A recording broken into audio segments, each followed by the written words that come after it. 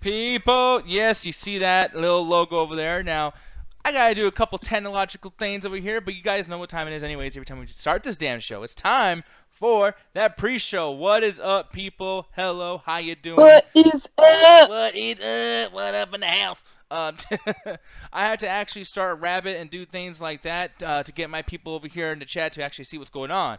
But Ganja's gone. Ganja is out having fun doing his thing. But we do got a couple people here. First off, I want to introduce our girl Allie. What's up? Hello, people. Hello. How are you? Oh, they're doing so good. About to get to them right now too. And Alan. Yes, I'm here also. He is here also. The real me also, not the fake one that Jet was doing yesterday. Man, that picture. I swear I went back to watch the video game. Real one. Yeah, the blonde one. You really do look good as a blonde. I gotta say. No, I don't. That picture's awful. And I'm looking over here in the chat too. We got Gary. I don't know what the fuck he's talking about. Talking about his reign of terror, which I don't know if that's him talking about a character or something, or just really telling us about his reign of terror because he really is that terrifying. But yeah, everyone's hanging out there. I see Adrian, Tay, Julian, Dejan, everybody, man. I'm so glad you guys are here. I'm gonna go and start doing a couple of things though. I had to do some preparing. And by the way, I even put this look boom pre-show. There you go. It's great. But you, Allie, you guys talk to the crew, do all your thing, and I'll set the rabbit up and some other technological stuff. I'll see you guys in a bit. Peace, blue. Hello, people.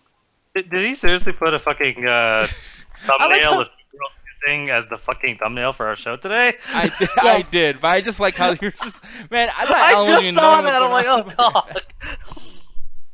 Exactly. That's great. And will the real Alan please stand up? I'm here, but I ain't standing. Oh, actually, there's a perfect chance we adjust the fucking webcams that just popped in. I hate setting this part up. It always just fucks up for some fucking reason. Well. Come here. Anywho. So you do a lot of stuff with your life. So tell us how your life's been. My life has been interesting, people. I am so happy. I am very much in a good mood today because I am officially done with my job that I've been working for 2 years at. And I am so happy, you guys. It's so freeing. And I get a 5-day vacation. Man, y'all, when I tell you so much drama has happened in the 2 years I've worked there, it has been so stressful. And I'm just so happy that I can finally just decide to say, like, you know what? Yes. I could just be relaxing and whatever. Anyway, yes, so that happened. Just had things happen like my last day, like it wouldn't have ended absolutely amazingly if I didn't have some drama to like end my last day working there. When first of all in the morning I get ready to go to work, whatever, and my mom took my car keys.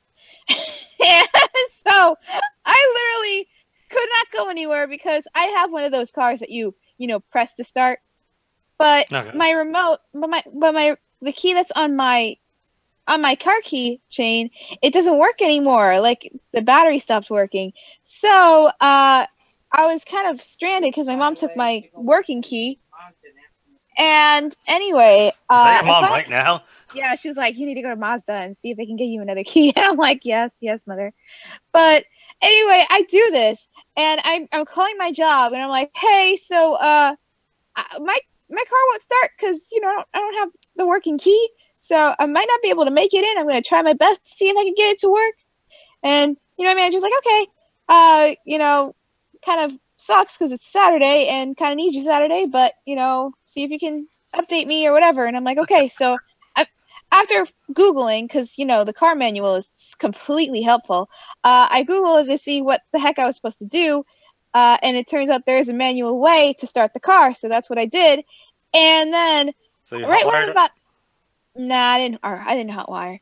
Pop out the fucking get the cords twisted. I and really wish. I kind of would love to just to see how that would work, but at the same time, no. But anyway, just as I'm about to call back my job, my manager calls me back, and she's like, "Hey, I really need you here. I'm all by myself. The other manager walked out on me, and I was like, Why? I will pay for your Uber. Please just get over here." And I'm like, it's okay. I'm on my way now. I got my car to work. Oh, so get this. So apparently. So the other night when I was closing with my other manager, or she's a key holder, she's manager on duty, but not actual manager. We were taking out a bunch of boxes because we were doing floor sets and whatever. And so she was helping me like load the cart and all of that. And she was standing by the door waiting for me to come back from the trash. And then she closed the door and locked it. And usually when you lock the door, you'll hear this alarm go off, like a little chirp, to let you know that the door is locked, right? So, you know, she closes the door and then she locks the door and it's like, oh, well, you know, let me just make sure, you know, she goes back to double check to make sure the door is closed. And then she's like, okay, I didn't hear a chirp. And then we hear the chirp and we're like, okay, good to go. I usually am the one to close the door and lock it, but that time she did. The next morning, the other manager, she asked me what went on the previous night, and she says, so like the door was kind of not closed. And I was like, that's not possible. Like, she made sure it was closed. I heard the chirp and everything. I didn't actually see her close the door all the way. That's the thing. We just assumed because it chirped, it was locked. So whatever. And she brings that up to the actual store manager. So the store manager that day, the day that I was late, she brings it up to her, and she basically says, like, if you do anything like, you know, anything wrong again, you're fired. And the other manager, she just kind of gets like very emotional. She like throws her keys and she just goes in the back like, I'm done with this or whatever. And so that's why she called me and was like, hey, so, you know, I'm by myself and whatever. And she, like, when I get to the store, I see both of them there and they're doing like skill practice. I'm like, okay, so this is really weird. I thought she walked out. I thought she quit. And so I go in the back and the store manager goes in the back with me to explain a little bit of what happened. She didn't explain the full details, but she said like she had to close the store and she's looking really stressed out and all that. And she's like, I just can't with her or whatever. And I'm like, dang, what the heck? So anyway, I go back up front, and when we're alone, me and the other managers alone, I'm like, what the heck happened? And she's like, she tells me exactly what I told you. Like, she talked to her about the closing the store the other night and all of that. And so she like goes in the back, and apparently my store manager, she had to close the store for a couple of minutes to go and talk everything through. So, you know, that was something weird that happened. And then like afterwards, like later in the day, my store manager, she just went and told me everything that went down. But then she decided like, oh, well, let me just hear your side of the story, like, because I was there in the evening. And so I told her exactly what the other manager had told her as well. So like our stories lined up. They were exactly the same. And she's like, okay, well, you know what? Because you're both the same and whatever like that, then, you know, she's going to see if she could work with making sure she doesn't get fired, because at this point it's kind of out of her hands. It's with HR. So me and my store manager, I'm like, hey, you know what, let's try to see, like, let's test out the door to see how it was propped open a little bit. And so we did some tests to see, and apparently like you have to, like, there's a hinge, and she didn't close it all the way to where the hinge locked, but it looked like from the other side it looked closed. So it's not like the store was like completely wide open or anything like that. It was just a little bit unhinged. So we were like, okay, well, you know what? I'm going to let her defend herself. She would like contact HR and see if they would be willing to make an exception. Otherwise, she would be fired. And she's like, well, you know, they're probably going to end up calling you to get your side of the story. And I'm like, yeah, sure. I know. It's like, I don't work here anymore, and I still got to deal with this. But yeah, this seems a lot of trouble for something that's as simple as, the door's kind of open. But at the same time, that could lead to a lot of problems. I know that I would be making a big ass deal too, being like, "Hey, who the fuck with the goddamn door open?" You know, it really is a big deal. Like, you're basically leaving the store open for anyone to walk in and steal anything. I mean, that's a big deal. It's like leaving your home unlocked.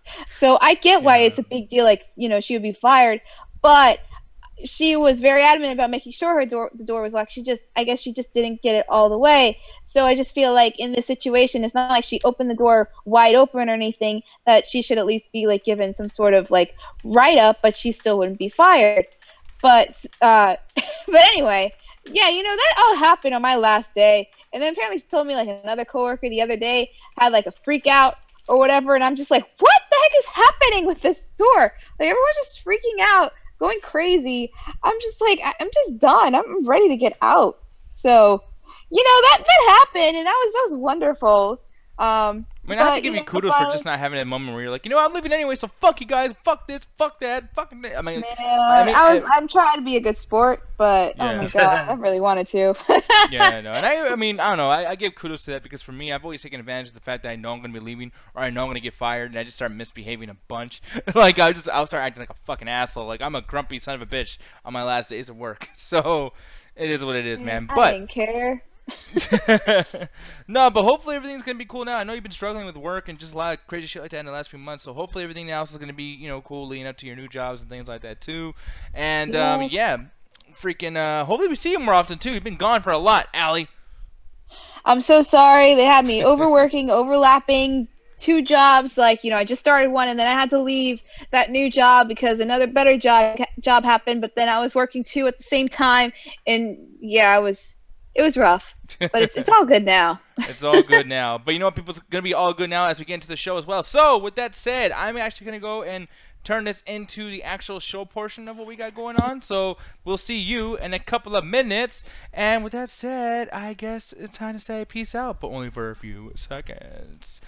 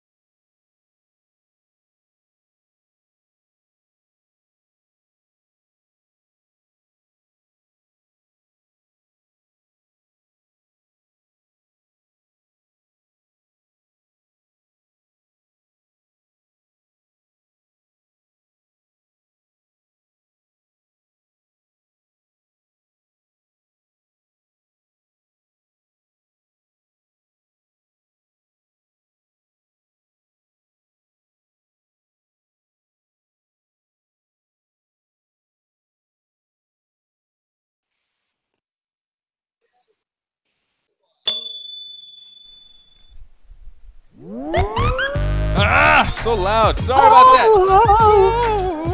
Orange buildings. I don't know why. Orange and things like that. Yeah. You know, actually, I would like that better than our actual show. Like that's actually way better than this fucking song. I'm not starting that every week with that shit. No, Like, I will literally pay Allie to just do that. Just music, random music, and then just Allie like. Oh, yeah. Right now, my version of that sounds like Kiko from fucking Free Willy, like just. never saw that movie. Dude, you never seen Free Willy? Oh man, that There's a Michael lot of Jackson- movies I never saw. Allie, Yes. have you ever seen Free Willy? Bits and parts. Really? And by the way, I never heard anybody say bits and parts. It's always like, you know, little bits there, blah, blah. Like, that's a weird kind of way you said that. But anyways, Free Willy. Love this fucking movie. Michael Jackson made a great song for it. I will say this song made me cry. I know it's random. Sorry, people, that I'm just, once again, being random as possible. But this, I cannot recommend more to you. Free Willy is a beautiful fucking movie about this whale. I don't know much about it. Watched this shit as a kid. It was beautiful. Wow, what a great recommendation! Yo, it's this beautiful thing about a whale. That's all I got. It made you cry, and it was beautiful, and then it was an innocent movie. And so did Coco. Yeah. Oh, Coco. man, Coco ain't shit. I'm sorry, Coco ain't not. The only reason Wow. Coco was good is because like it was something different. People just weren't expecting to care so much about these fucking characters. Coco was not that It great. was good. It was just different. Like it was still good, dude. I mean, opinions are opinions. But I mean, actually, Allie, Coco, did you like the movie? I know you reviewed it before, but I just can't remember. Mhm. Did you like Coco as much as everybody else was hyping it up to be? Yes, Coco was so sweet. I loved it. It was so cute. It was very, very sad, but also happy, and it just made me feel all sorts of feels. Yeah, it makes me feel like I should take a picture soon, so I'm not stuck in some afterlife as an old person. So No, the moral of Exactly. that story is die young, kids. Die about 25, 30. suicide is the answer, people. If you guys want control over your afterlife. Yeah, I'd hate to be in my afterlife being still like 90 years old. That would be rough. I would Yeah. think. Die young, kids. Julian's already not like me. I can already tell where this is gonna go. Julian's just like Coco's fantastic. Sigh. Coco was God. Coco overhyped? 100%. Was it still good? Yes. Yeah. Oh, It you know what? I wasn't can agree with overhyped. that. Oh, you don't think it was overhyped at all, Allie? It was actually good. It No, was no, no. very good. It's good, but it was overhyped. Overhyped basically means everyone will not shut the fuck up about it. It was talked about everywhere. Yeah. And it was. But it it was is. still It's good. a great movie. It deserves to be talked about. Yeah, It and deserves that's to the be thing. talked about, but it was over talked about. Is my No, it point. It wasn't was over overhyped. talked about. Yes, It was worth all the talk. No, it wasn't. I'm sorry. not, Like it though. wasn't. Okay, There are but very few movies that are worth the hype. I'm sorry. okay, what's a movie that you think that's worth the hype? So I can tell you you're wrong. Not just playing, but like, what is a movie that you think was Fuck over you, that wasn't overhyped? It was talked about a lot, but you think that it was worth all the hype and everything. What's a movie that fits? The close. Okay, off the top of my head, because we asked me really quick. I think Avengers: Infinity War gets pretty close, even though it was very hyped. But it's one of the ones that I think paid off the most. Where I can't think of one as like, oh, it lived up 100% to the hype. Because all I can think of is movies that weren't hyped up that much. Like John Wick 2 wasn't hyped up that much, but it lives up to it. But Avengers: Infinity War, I think, was one of those ones where it was so ridiculously hyped up, but when you see it and you see how much they did in there, it's like, okay, you know what? You earned 90% of your hype. Like, and that's a fucking great thing. Because Black Panther to me was great, but like that movie was hyped up as the second coming of Christ. You know? Okay, here's the thing about Black Panther. For me, I think portions of it were overhyped in the sense of like, this is a black movie. That movie's not a black movie. It's a movie for everybody.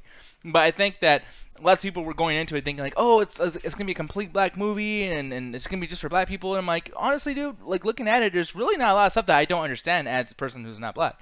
So I'm like, if I was a black person, I think I'd probably feel like, it was just a Marvel movie. Okay. But I mean, it was a great movie. I thought it was fucking amazing. And some people are saying like it wasn't as good as this, that, and the other. I usually disagree. I think this was probably my third favorite Marvel movie, and honestly, sometimes I feel like it's my second favorite. Where's that like lay in your list of Marvel movies? Like, is it in your top 5, top 3?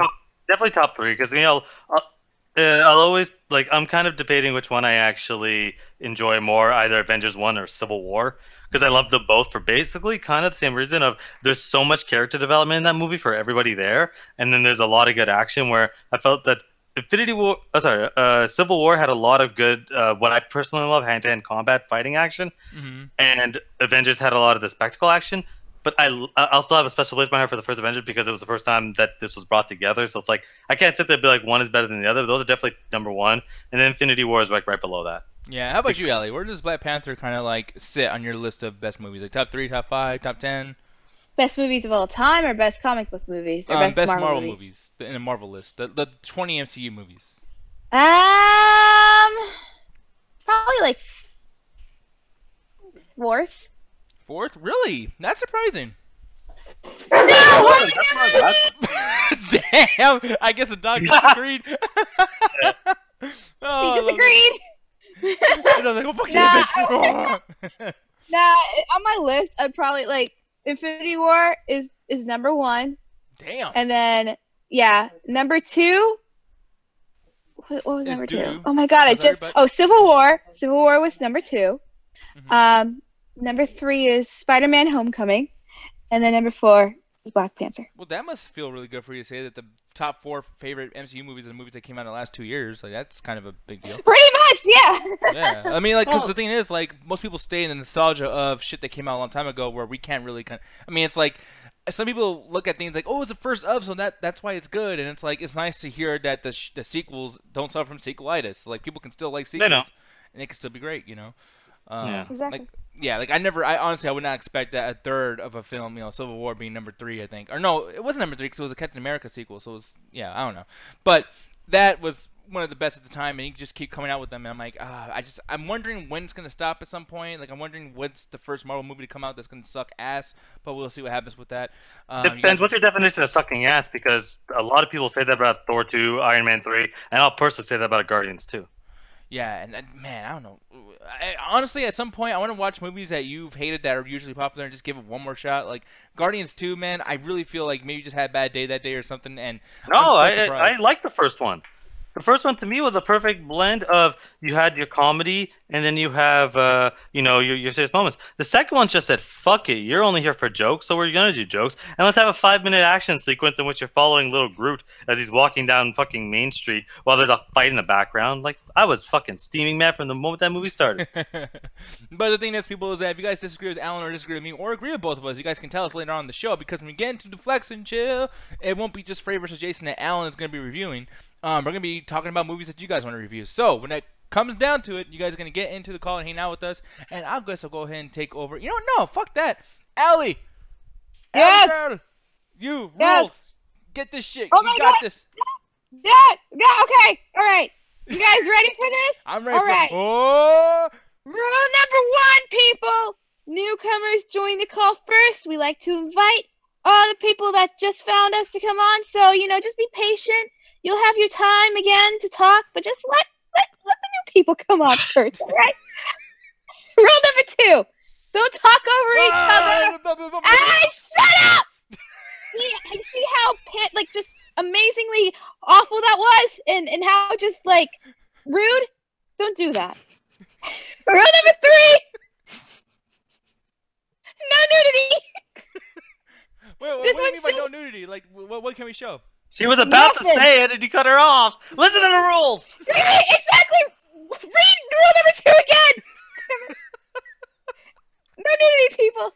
Just don't whip out anything. Just don't. Rule number 4, don't give anyone the link. We don't need some rando coming on here being like, hey, everybody. Sorry, Gary. But, yeah. Never again. Oh my god, this is going swimmingly well. And then read the rules and don't be a dick. Don't be a dick. Now, one last question. Where's my super suit? Give this man a shoot. Give this man a bag. All I can think of during that time, it just reminds me of Incredibles, and I can just imagine you being Sam Jackson's wife. Where's my super suit? What? Where the fuck are you going? But the thing is, though, you know where you guys will be going on Fridays at a certain time? We actually not going to get that time because sometimes 7:30, sometimes 8:30. I don't know when it is. But Mr. Alan Shakazine, tell us about your show that you and Ganja do, brother. Yes, the Facebook Gaming Show, which we were on time this week, by the way, at 7:30 CST every Friday. We try our best to keep on that time, or within a few minutes of it, just how time works. But yeah, check out our Facebook page. That's where we post all of our Untitled Video Game Show. We got 30 plus episodes for all sorts of video games there. So check out the titles there. You will see all sorts of games from. We played Assassin's Creed last time, and we're going to be playing on the midweek. We will tell you the next game series that you guys will have a chance to vote on. So tune in on Wednesday to be able to see what game we're going to be playing for the next Friday. Oh, yes, and then I'm going to tell you guys a little something. Go to the Amino chat. Now, I was going to put up some community questions for tonight, but we got so many things going on and decided, you know what, we'll wait for next week. But go on here and make sure to post a lot of stuff in the live stream chats or live chat rooms. Those, for some reason, don't show up on this website, but I just got done talking to the Amino guy yesterday. And apparently, it will be on web pages. You guys will be able to actually, instead of going on the app, you'll be able to talk in the chat rooms on this actual page. So make sure to favorite this fucking thing, and you guys can come back and talk to us whenever you want. It'll be like 2 o'clock in the morning. I'll go ba-bling, wake my ass up, and I'll be like, leave me the fuck alone, and it'll be great. So yeah, definitely Amino, look us up. Chat Attack, not Midnight Chat Attack because we can't fit it into the fucking. I don't know why, but they only give you 10 characters to make your fucking name. I don't get it, but we're Chat Attack, so look us up. It'll be fun. It'll be great. It'll be awesome. But with that said, you know what's not so awesome in my opinion is everyone trying their best to do whatever they can to shoehorn some fucking lesbian stuff or whatever with these characters. Why is Harley Quinn and Poison Ivy married? That makes sense to me. I mean, they've always been together, chilling in the comics forever. They've always been basically joking around that they're a thing. Poison Ivy hates men. So to me, the idea of them being together, fuck it. I've seen worse, like Batman and Catwoman.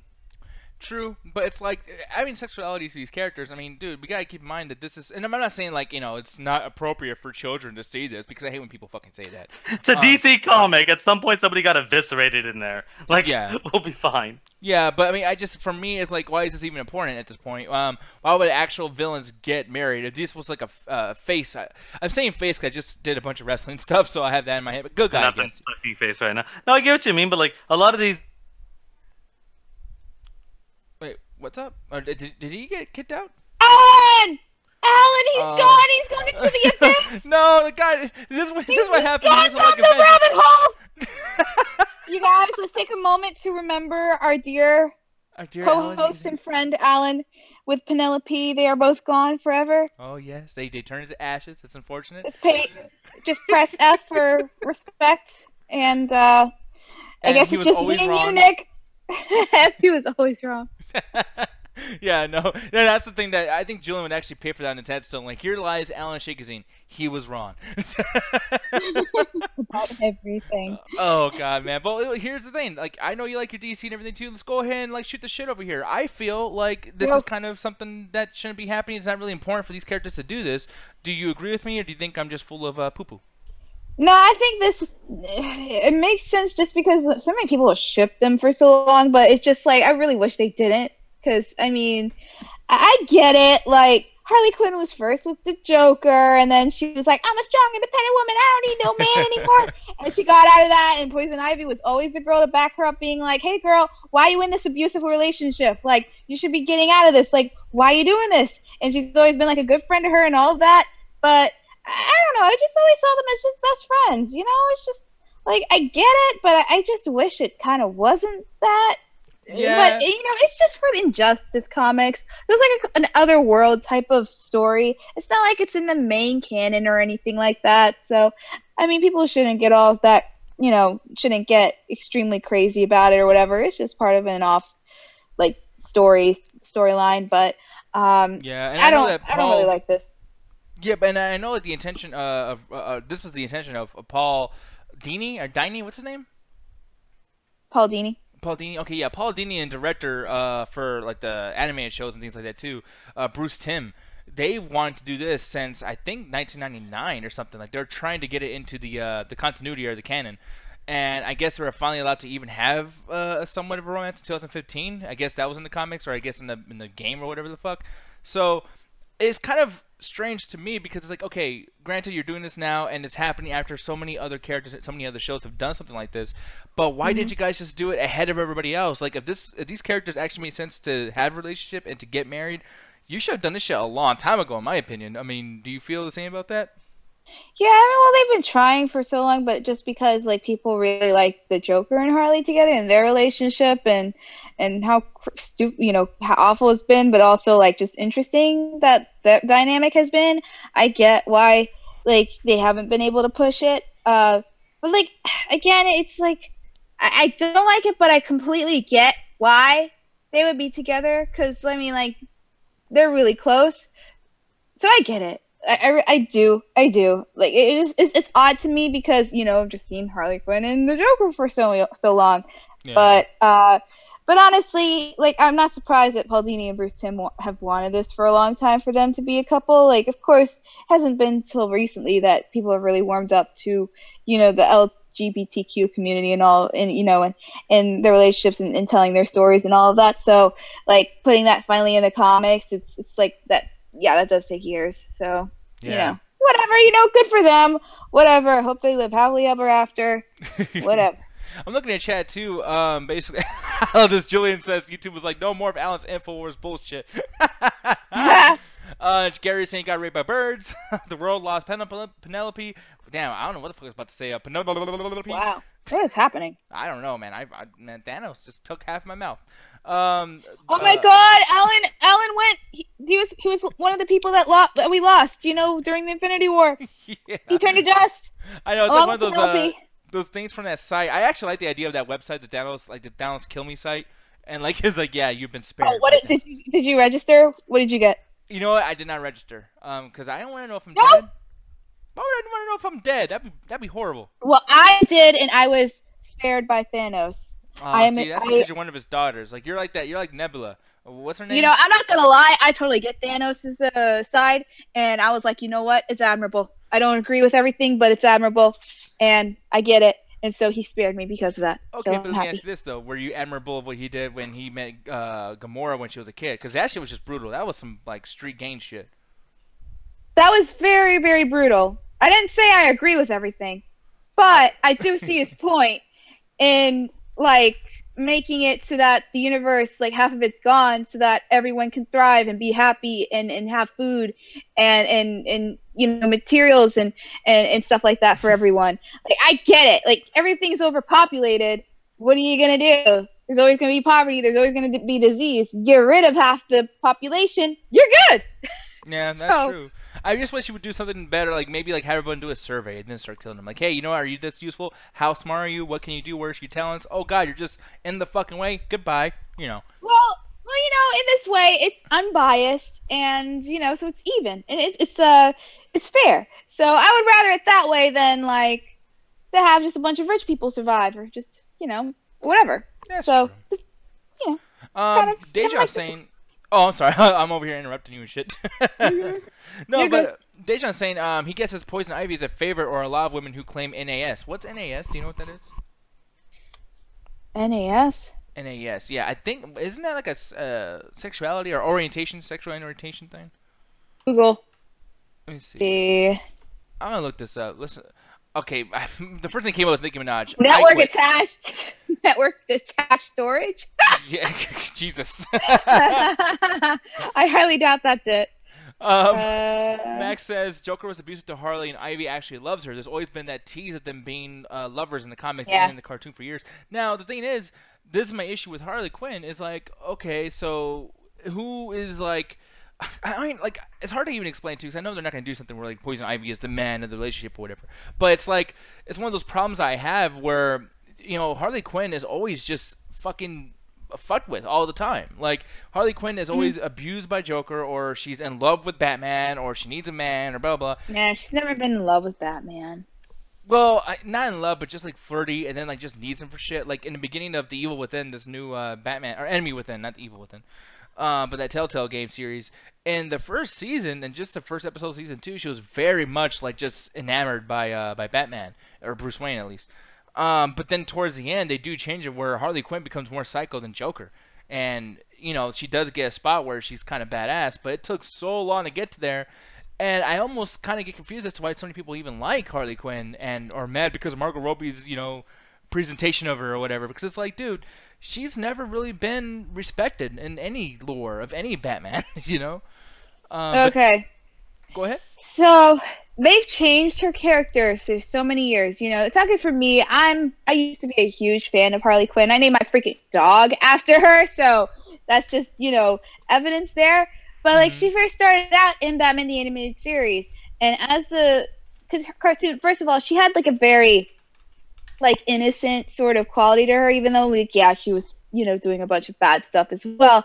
There was just like a very charming personality that she had, but you could see that something was going on, that like the Joker was kind of using her, and you saw as the show continued on, you see her backstory that she really is in an abusive relationship, and that she wants to get out. She wants to.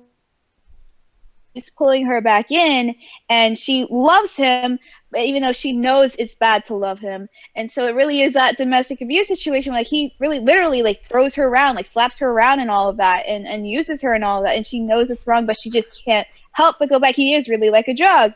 And a lot of people sympathize because some people do have those type of relationships, and so they felt like, okay, there's a character that really speaks to me, like I went through something like that, I was able to get out or whatever. So it's like almost like, and for people who don't, you kind of root for her in a way to try to get out, because she's just so innocent. You know that she could do good, or like she's been good in the past, that she could move past it, she could live her own life, but she just keeps going back to this life that she knows is not good for her, and you just kind of rooting for her to get out of it. So that was like the first start of her character, and when she finally did become much more independent, that was really cool, but too, because like she is a funny character. She's fun to just like follow around. She get into like sort of like situations that, and not necessarily her killing people or whatever, but it's just like funny random situations, and it was just fun to kind of see her, who she met up with. Sometimes she would work with Batman, and you would kind of like to see that dynamic. It wasn't a romantic sort of situation, but it's like Batman got on her nerves, but Batman could see that there is good in her and that she can be a good person if she's just kind of follows the right direction. So that was the whole thing at first. Like, yeah, she is definitely crazy. It's like at the fire, but she also was hurt by the Joker. The Joker pushed her in a vat of acid just like he was. So it's like she didn't really have a choice in the matter. At least like in a certain iteration. And then from that on, it just went into much more over-sexualizing her, and because she was just kind of a little bit more of like, you know, she had like the jumpsuit or whatever in the cartoon, but for the most part, she wasn't really super over-sexualized until recently. And that's kind of like the version, like in the video games and all that, that's kind of the version that goes into... She's okay in the video games. Injustice 1 and 2, like I'm not Arkham. Injustice 2, she straight grows as a character and becomes one of my favorite characters. Even though I never. No, that's true. As the character, she's great. I wish they would have a different costume for her in that, because it's very revealing for no freaking reason other than just eye candy. Compared But, yeah, to the fucking, I compared agree. to the doll, like, fucking outfit in the Arkham Knight, like, I'll take the fucking jacket That's what over I'm saying. that. That's what I was referring to, is that series, the Arkham games. Didn't really like her. And yeah, I will say Injustice, especially reading the comic book of Injustice, she's actually a very well-rounded character, and like she actually, you know, there's points where like finds out that like Green Arrow and Black Canary are having a child, and she really sympathizes with that because she's always wanted a child with Joker or whatever. Like, yeah, it's still twisted, but at the same time, there is a soft spot there for her, in that she actually does end up helping the heroes a lot. Like, she can be kind of like an anti-hero sometimes, but then like Suicide Squad comes along, and it just kind of ruins everything that they finally like had gotten right with her, because she just turns out to be someone who wants to be with the, like, she voluntarily falls in the vat of acid. She apparently she's crazier than the Joker, and that's not the deal, because sometimes, like, yeah, the Joker will go too far and she'll be like, you know, Mr. J, it's a little bit too much. Maybe you might want to consider holding back a little bit. But you know, but like, yeah. Well, like, the main thing is like, you see the trailer, and this is what you see: her ass. Like, you know, and it's like, as all this character that's being built up in this great fucking like lore, and I'm watching this trailer, I'm like, well, she's just we're not reduced as to that. likable. You know, she's just not as likable. Like, there's this point where like they're talking, and you know, in that bar, and they're kind of like, some of the villains are kind of spilling their sorrows, and she's just like, man, grow a pair. Like, she's just very mean in a way that I feel like original Harley would never be that nasty towards people. Mm-hmm. Like, she's still very nice towards, like, sometimes she can be nasty, but in a way, like, it was just a little bit too cruel. Like, that she comes off as very much more cold-hearted. She doesn't really have as much of like a playful spirit to her like she usually does, and that's just what I think rubbed some people the wrong way. I don't think really it was Margot Robbie's representation. I think she was a good fit. Like, I think she's a good version. She looked the part. I think if they just had a better script, if she could work on an accent a little bit more, which I didn't get, because Wolf of Wall Street, she did a great Brooklyn accent, so I'm like confused by that. Mm-hmm. But still, like, yeah, it's just written. The way they wrote her is just like they want her to be her own thing, and she's always kind of been in the shadow of the Joker, and like, yeah, she's come out of it, but for the most part, that's where she started, and this just makes it seem like Joker's the one that's kind of like a sidekick. Yeah. And that's just not how it is at all. Like, saying that she's more crazy than the Joker, no way. Yeah, and that's the thing. That's what I'm glad about with Enemy Within, and even somewhat, I guess, Injustice. I haven't read a lot about it, but it seems like they do really push Harley Quinn in a different light. But yeah, Enemy Within, what? Wait, say what? We said Enemy Within. I was like, wait, is that a comic or is that a game? No, Enemy Within is a Telltale game. The one that's on season 2 now. Oh, yeah, okay. I'm confusing that with XCOM, because that's the exact same tagline. Yeah, and I could be getting it wrong, because I think it's like Killer Within, Enemy Within, or something Within. Something like that. It's some really generic ass, because everyone, like, dude, I kept calling it Evil Within because I keep thinking of that horror game that came out. You know? So. Evil Within, yeah, I would be like, oh yeah, the Evil Within, that makes perfect sense. Like, wait. Yeah, so I don't know what the hell's going on with that. But I will say, though, I'm glad that I kind of have more of a lie of, like, why Harley Quinn actually matters to some people, because I know Poison Ivy, you know, I don't know her lore either, but I can understand why Poison Ivy is important. I can understand people love Poison Ivy, because every time, even in that Batman Forever movie, whatever, she was cool. She was one of the cooler parts, in my opinion. Batman and Robin, and I've always liked, I'm gonna say Harley Quinn, fuck that. I've always liked Poison Ivy because she's always just been weird. Her entire thing is to save plants, but she's always just clearly insane. But she brought us Bane. Well, she loves plants too much. Like, if anyone hurts any one plant that she has, she will kill everyone. Sure, but like, when you look at the other people, like Penguin and Mr. Freeze, like, they just seem like they're bad guys of circumstance. She seems like she's legit insane. Like, she seems like Arkham Asylum is somewhere you have to be at all times. Like Penguin is like, he's just a rich aristocrat. And Mr. Freeze is like, he's just a sympathetic dude that just got fucked over by the system and was trying to save his wife. Like, you kind of can almost like get where they're coming from. Even Killer Croc's just a stupid idiot. Two-Face, like, Two-Face is just like, yeah, he has a little split personality. Poison Ivy's always been the unstable and always one that gets me going, because like at any moment she could be like, I'm having a sip of tea. I think I'll blow up Gotham too. Like, yeah. That's how she is. Yeah, so that's the thing. I mean, like I said, I don't want to talk too much about this, but I just will say that, you know, Poison Ivy and Harley Quinn being together, I just hope they don't like make the whole hotness of the because here's the thing, I'm a dude and I know dudes write this shit, so it's like I can kind of tell what the guy's head's going into of like, oh yeah, like this hot sexy situation of these girls like together, lesbians, yay. And it's like gayness hasn't been, or I guess female gayness has not been a thing long enough for people to kind of be like, you know what, there's nothing sexy about it at all, it's just girls liking each other. I mean, every time you see lesbians on TV, it's always portrayed in a sexual, like, hey, trying to get you a hard on shit. And it's like, don't do that with these characters because this is for kids, man. Like, you know what I mean? Like, too fucking late. And also, I do see that that's probably something in there. But at the same time, we also had Batwoman, who was her character from the start. And a long time she's been like, and she's been fine. So it's like, I can see they're like, okay to at least try it because they've done it before. So it's like, again, at this point, like, if it, you know what they're probably going to do? What they always do is they're going to be married for like 3 or 4 issues, but then some stupid bullshit's going to happen. They got to break up because you got to keep the status quo going for all these fucking heroes and villains all the goddamn time. Yeah. God forbid we have any growth. Yeah, and like I said, like I can't even complain and even compare this to a situation where, you know, Batman has sex with that one girl, I guess Batgirl or Catwoman, where the fuck it is. And it's like, you know, I could say, oh, it's going to happen like that again. But then we get into a situation where canons, I mean, I guarantee you, like, everything that happens right now, both in the movies and the comics, will not matter in 5 years because there'll be a whole new system, like what Alan said, that's going to restart everything. So it's like, yeah, we'll see what happens. Maybe nothing to even talk about in this sense, but I'm just curious. Moving on, though, something I'm not really actually curious about. I'm just going to let Alan just talk shit at this point. Family Guy movie in development. Why the fuck would this happen? Why? Well, because the Simpsons and the South Park and the Futurama have been doing movies, and I guess Rick and Morty would do it at some point. But all these animated stuff have been doing movies for fucking ever.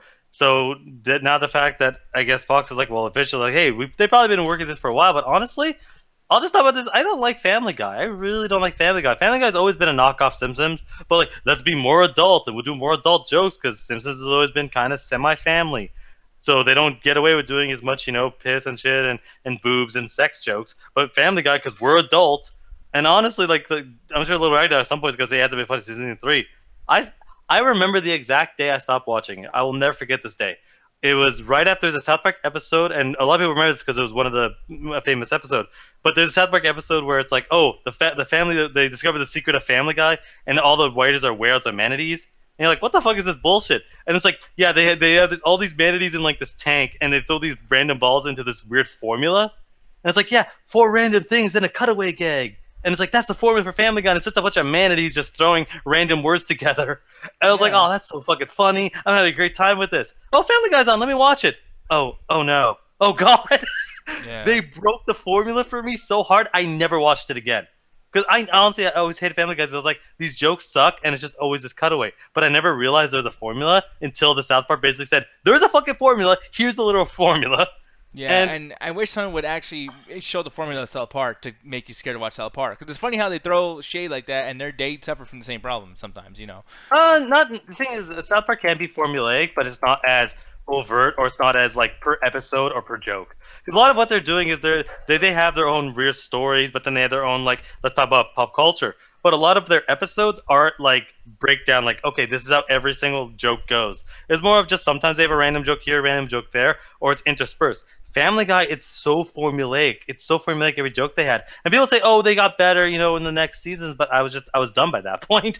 There are some good episodes of Family Guy. Like, there's an episode where Brian and Stewie are stuck in a safe for the whole episode. It's just them. I'm like, that was a really well done episode. And there was some like technical talent too. Like, for instance, there's this episode called Road to the Multiverse, and it's like Disney animation, 2D animation, 3D animation, blah blah, all this stuff happening all within one episode because they're in different multiverses, which was really cool. And I like that kind of stuff too. And I'm looking over here in the chat. By the way, Ryan Walterson, thanks for even watching this, man. I know I've seen you in the chat before, but yeah, cool to see you again. He's saying seasons 1 through 6 are gems. I disagree, but then he's saying later seasons have funny moments and awful moments. American Dad's pretty great. But here's the situation I'm having too, because apparently, whether or not people like it or whatever the case may be, the thing that's kind of odd to me is that around seasons 1 through 6, or even maybe 3 to 9, they should have made this movie back then, because they were getting, I think it was season 12, they were getting, I think 6.11 million viewers around season 12. And then once they got to season 16, they were getting 2.4 million viewers. So it's like they dropped off more than half because it's so old and it's so tired and it's so exhausted.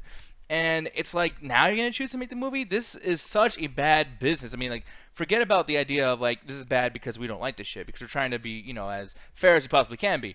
But just for business, I don't know what mathematical sense this makes. I mean, it's one of the dumbest decisions. It could be worse. Slender Man: The Arrival, or Slender Man came out 2 days ago or yesterday. It could be way worse. But yeah, no, I get what you mean. But like, it's always something, people always have this weird thing of like, wait, this thing was super popular at this point.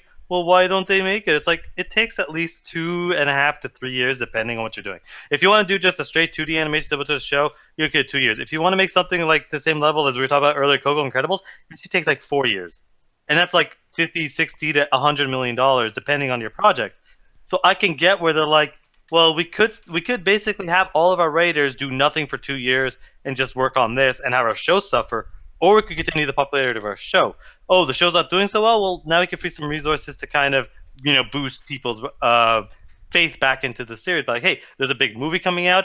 Everyone's going to see it because it's in the movie, animated, all that stuff, Family Guy, branding, all that shit. And people go, oh, man, that makes me want to watch the show. And you'll see the viewing pop back to, you know, double what it is right now because there's a movie out.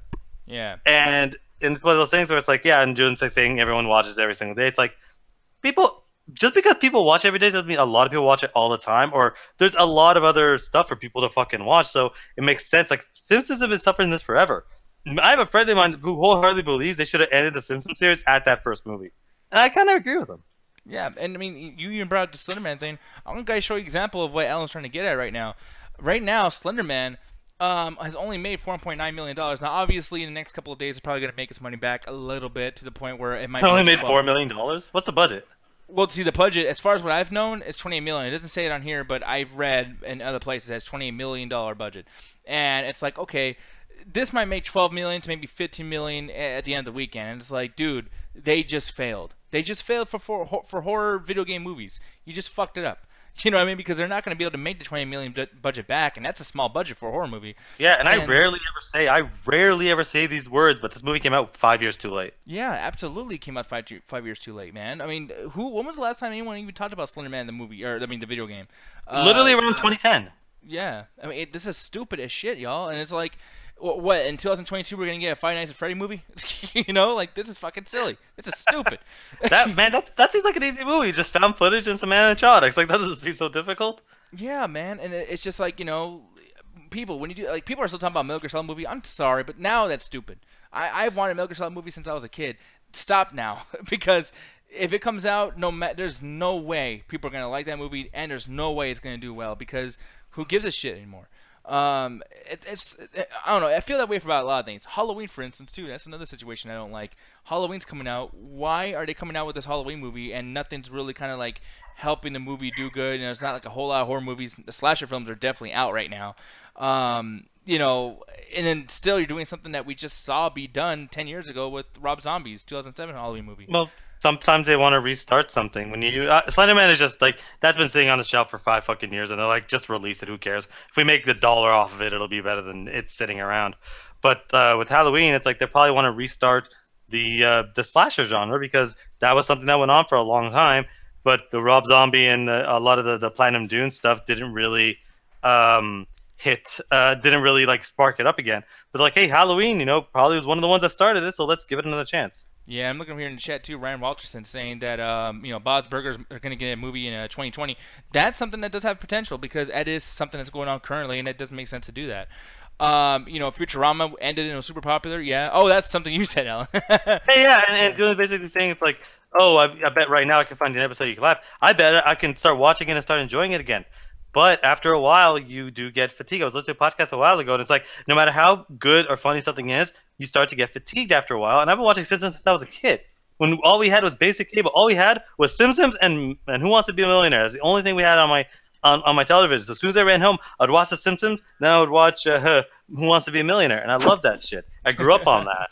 But after a while, it's like I just watching it. Not because it got bad, but just because I stopped watching it. Because like, these characters grew so much, but it got to the point where it's like I don't really see them growing anymore. I know so much about Bart and Lisa, so much about Marge, so much about Homer, and it's like there's not much you can do besides apparently what they're doing is making it more like Family Guy, a show I fucking hate. So you know what you should really do, actually? They should get Simpsons and just make grown-up Simpsons, like Simpsons 2, the show, and just like what's gonna happen when Bart is trying to get Oh, girls? they and do shit? that all the time. They literally like I think like either the end of season with that or it's a mid-season thing. But they've had like 10 or 15 like future episodes. Yeah, but like I'd be really curious to see an actual show of like this life now with new devices and technology, blah blah blah. The whole thing. When I was a kid, I was utterly convinced Futurama was Bart when he grew up. Yeah, because he look very very similar. They look so similar. I was like, why are they calling him Fry? His name is Bart. And then I was like, what are you talking about? That's a different show. I'm like, no, it isn't. He looks just like him. Yeah, man. But yeah, so I don't know what's gonna happen with this. Allie, I'm gonna ask you: are you a fan at all, or have ever been a fan of Family Guy? Not really. I was much more of a Futurama type of gal. Do you believe in these shows turning into movies? I mean, it's happening before, like with The Simpsons, and Family Guy have technically done some movies. I mean, if you count those Star Wars ones. So, yeah, you know, it's fine. Oh, yeah, that's actually a good point. Ryan brought up in the chat. Isn't it supposed to be like a live action too? Like part of it? Oh, God. Yeah, it's going to mix animation with live action, believe it or not. That's terrible. Does anyone still care about Family Guy in the first place? Apparently, I don't know. Somebody does. There's 4 people in Florida. I feel like it's so irrelevant now. Like, I mean, it was a big deal, and then it just kind of, I don't know, no one talked about it anymore. I thought it was off the air, I'll be honest. Honestly, at this point, they should just stick, because like, I think they want to do it so that they can keep like a bunch of the iconic-looking characters like Stewie and all that stuff, but like, why not just make it full animated then? Why mix it with live action? Is it really that much? I mean, I guess it's going to be disturbing. Yeah, it's going to be disturbing. Like, I get why they're doing it because it's probably going to be cheaper because all they got to do is animate the characters. They don't have to animate the whole background, which is probably just as expensive, if not more expensive. Like the most expensive part of an animated feature, but like it's just going to be garbage unless they play with it, unless they roll with it and be like that episode of The Simpsons where they randomly find a new dimension behind their bookcase and he goes to the real world, but it's supposed to be weird. Yeah, like I don't know, man. I will say, this being because this is one of the movies. Because right now, okay, so since Disney bought 20th Century Fox, aren't they technically making this? Like, it's not really Fox. It's hard to say. It's hard to say if this wasn't already in development. I think it's like a different division, if anything. No, they do. Don't they own it? I thought they did own all. I thought they owned everything but the news and. Was that finalized? I don't think that was even finalized yet because I think they've been still. Yeah, I think they've been so still fighting over it. Like there are other bids. No, Comcast fell out of that bid, and they basically what happened is 100%. The stockholders I think confirmed it. They paid $71 billion. As far as the ink dried yet, I think that's supposed to happen sometime in September. But like basically Disney's moving forward as if it already did. Okay, and that's the thing that's kind of like not necessarily concerning me. Is actually just me going like, oh shit, this is gonna have a lot of money for it, because. Yeah, they're gonna have 20th Century Fox like making this movie, financing it, but then you have Disney. It's like, oh shit, well we're not gonna come up with something that's gonna be like your other shit. Like, no, we're gonna put more money into it, making damn sure that if not for anything else, as far as quality goes and everyone's opinions and things like that, this will be the most expensive animated movie that we put out, and it will look better than any other one you've ever seen, which might distract you from the shit quality of fucking movie this might be, and just make you go like, damn, like this looks great. This is nothing like that SpongeBob movie. Like this is nothing like that Simpsons movie. And that can happen too. And honestly, like that's a situation I'm kind of curious at looking at, like to see how much money they spend on this and will it actually make a difference within the quality of the film. Like, you know, it might be pretty cool. So it is what it is. But we're gonna get into some video games, man. So, Mr. Allen, we're back to Pixel Picks. You missed this at all, sir? Yes, a little bit. A little bit. Yes. Well, I mean, I do a video game show now, so I mean, you know, Nick, I mean, you're the one who doesn't do games. Yeah, really. I could just review shows whenever the fuck I want. Also, I do miss taking out this shirt though. Yeah, literally, I'm not taking this shirt. That shirt looks really good on you, I will say. But no, man, I was gonna talk about a game, but you know what? I'm gonna have you start off with this, man. What game? Because I wanted to get your opinion on Assassin's Creed mainly. And since you did play Origins last night, I'm actually curious because I didn't really necessarily enjoy it. I think people could tell I wasn't enjoying it while we were doing the show. Yeah, but that was a bit of a mistake. But why don't you actually express like what you think about that game, if you want to, or any other Assassin's Creed? Do you think that's worth talking about? Yeah, I'll probably just talk about just how I personally feel about the series because like I'm a huge fan of Assassin's Creed and shit. Anybody that ever talks to me or sees any of my wardrobe or my outfits, like I talk about Assassin's Creed anytime I can.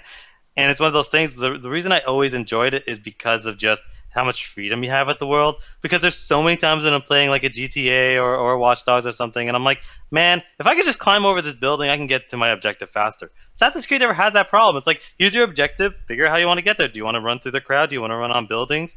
And what I've always enjoyed that with every single subsequent Assassin's Creed, running on buildings, running through the streets, running through people. The combat's always been they change it up with every subsequent game, but it's always been fun and interesting. And one of the things I like the planning when it comes to your targets. You're gonna have like 8 to 10 targets depending on which game you're playing, and I liked how you could just plan it out. The first one, I was actively telling my friends I can go through most of this game and not have to kill any of the guards, because I knew the game so well. I think I beat the first Assassin's Creed like 7 times. I beat it recently, and it personally still holds up for me. I get why a lot of people don't like it, because it's basically it's very reminiscent of that old Hitman. But like with Hitman, you get all your shit right away. Just have to build to it. I'm like, I like that. It fit within the story of like, this guy is a fucking complete asshole. So let's fucking humiliate him by making him go back to being a child and earn his way up, so that you get used to these powers and abilities. And I really enjoyed that. And the series kept going in through and kept doing really cool and interesting stuff. But what I also enjoyed about the series is that it always changed places. It was never the same place twice. You went from, Constantinople to Rome to Italy to, all these cool, interesting places. They kept the same mechanics of how you climb and fly. Not fly, I was saying. How you climb and jump and go through the crowd as an assassin, as a stealthy person. But they kept a lot of the stuff that kept the series alive, and I really fucking enjoy that. Assassin's Creed Origins is no different. Assassin's Creed Origins continues what makes the series interesting, with interesting vistas and places, and probably the best open, like, as far as visually speaking, the best looking open world game I've played to date. There are sequences when you're going through just a city and it looks photorealistic. When you're going through the fucking inside some pyramids, you're interested as fuck in that. And there's so much about this game that's really interesting. And funny, because when I first played it, I wasn't a fan of it, because I felt that they just took so much of what made Assassin's Creed. They added a lot of cool stuff, but I felt that they took so much out, but they made it more of an adventure game, and people were making jokes like it's Assassin's Creed Breath of the Wild, and it really felt like that. But when I beat the game, and one of the things I really enjoyed about it is there's so much exploration in this game. There's so much exploration. There's all these little things where you can go, where you can either hunt animals, take down a bandit camp, fight, save civilians, and I love that shit so much. Yeah, man. I'm like I said, I'm looking at this too. I'm like, yeah. I mean, this is obviously one of those things where you're not really seeing a whole lot of action going on, because I like with Assassin's Creed, and this is an issue I had with the first two, is a lot of it's just like, hey, go to these big towers and look at all the design we put onto the game, because we're trying to show off that we are some talented motherfuckers making a beautiful game, and just look out there and, oh my god, so crazy, right? And then you just like get down, fight a little bit, and then do the same thing again. And it's like, dude, I'm sick of looking at these towers. I know the thought process behind making a video game, and you want to kind of like show that off, and it's like, okay, well, at a certain point you're sucking your own dick.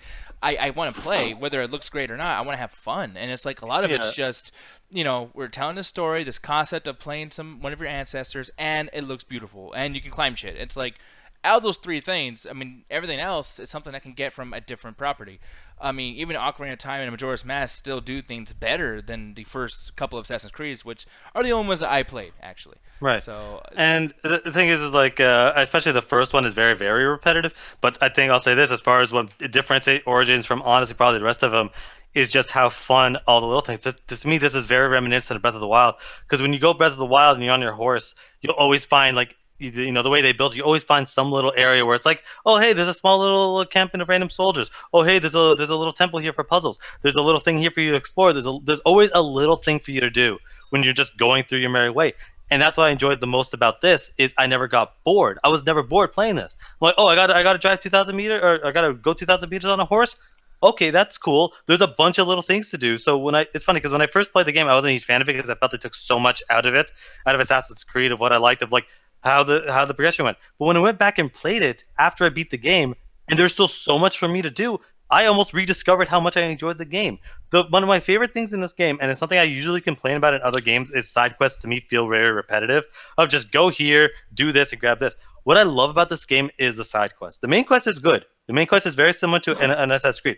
But I love the side quest, and I usually don't go so crazy of my love with this. But one of my favorite things is you'll do a side quest for this one guy, and it was my favorite. He was just nicknamed the Rat. His whole thing, he's this squirmy guy. He's a merchant, but he always managed to get himself into weird trouble. And I was like, I helped this guy out. He's being attacked by the guards. And I'm just randomly walking to my next objective, and all of a sudden I see the guards carrying this guy in a cage, driving by, and the guy yells, "Help me!" I'm like, is that the rat Richard again? How many times are you in trouble? And I love that because it's like it felt so organic. It didn't feel like the game didn't stop, but he just drives by like he's being arrested. I'm like, what the fuck? I just saved you like an hour ago. And I love that because so many side quests have so many like different layers to it. Like there's parts to that, but the game doesn't say, "Oh, Rat Mitchell Part 1." It's just here's a quest, and if you meet up with the guy again later, you get a separate quest. And that happens so often in this game that everything feels fresh. Everything feels like there's a mini story every single time. And it happens so organic that I started just falling in love with this game again. Whereas like the first time I wasn't a fan of it, but once I started focusing on a lot of the side quests, I had a great fucking time with this. And yeah, I know people saying, do I have a bias? No, I talk more shit about the Assassin's Creed series than most people. I think Brotherhood is the worst one.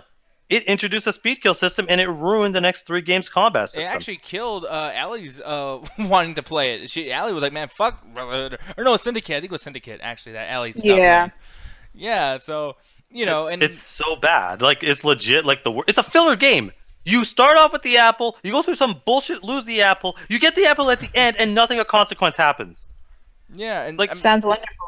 Oh god, but this to me, it's like it does feel like a breath of fresh air. It feels like they changed a lot of stuff. It feels like this is what they want to do with the Assassin's Creed, where it's like you still get the Assassin's Creed story, but then you also get other stuff. Like to the extent where a lot of the side quests I played was after I beat the main game. So I was just going to random places and doing side quests, and I clocked in just as many hours as the main game. And to me, I think that's the shining thing of this is why I love open world games.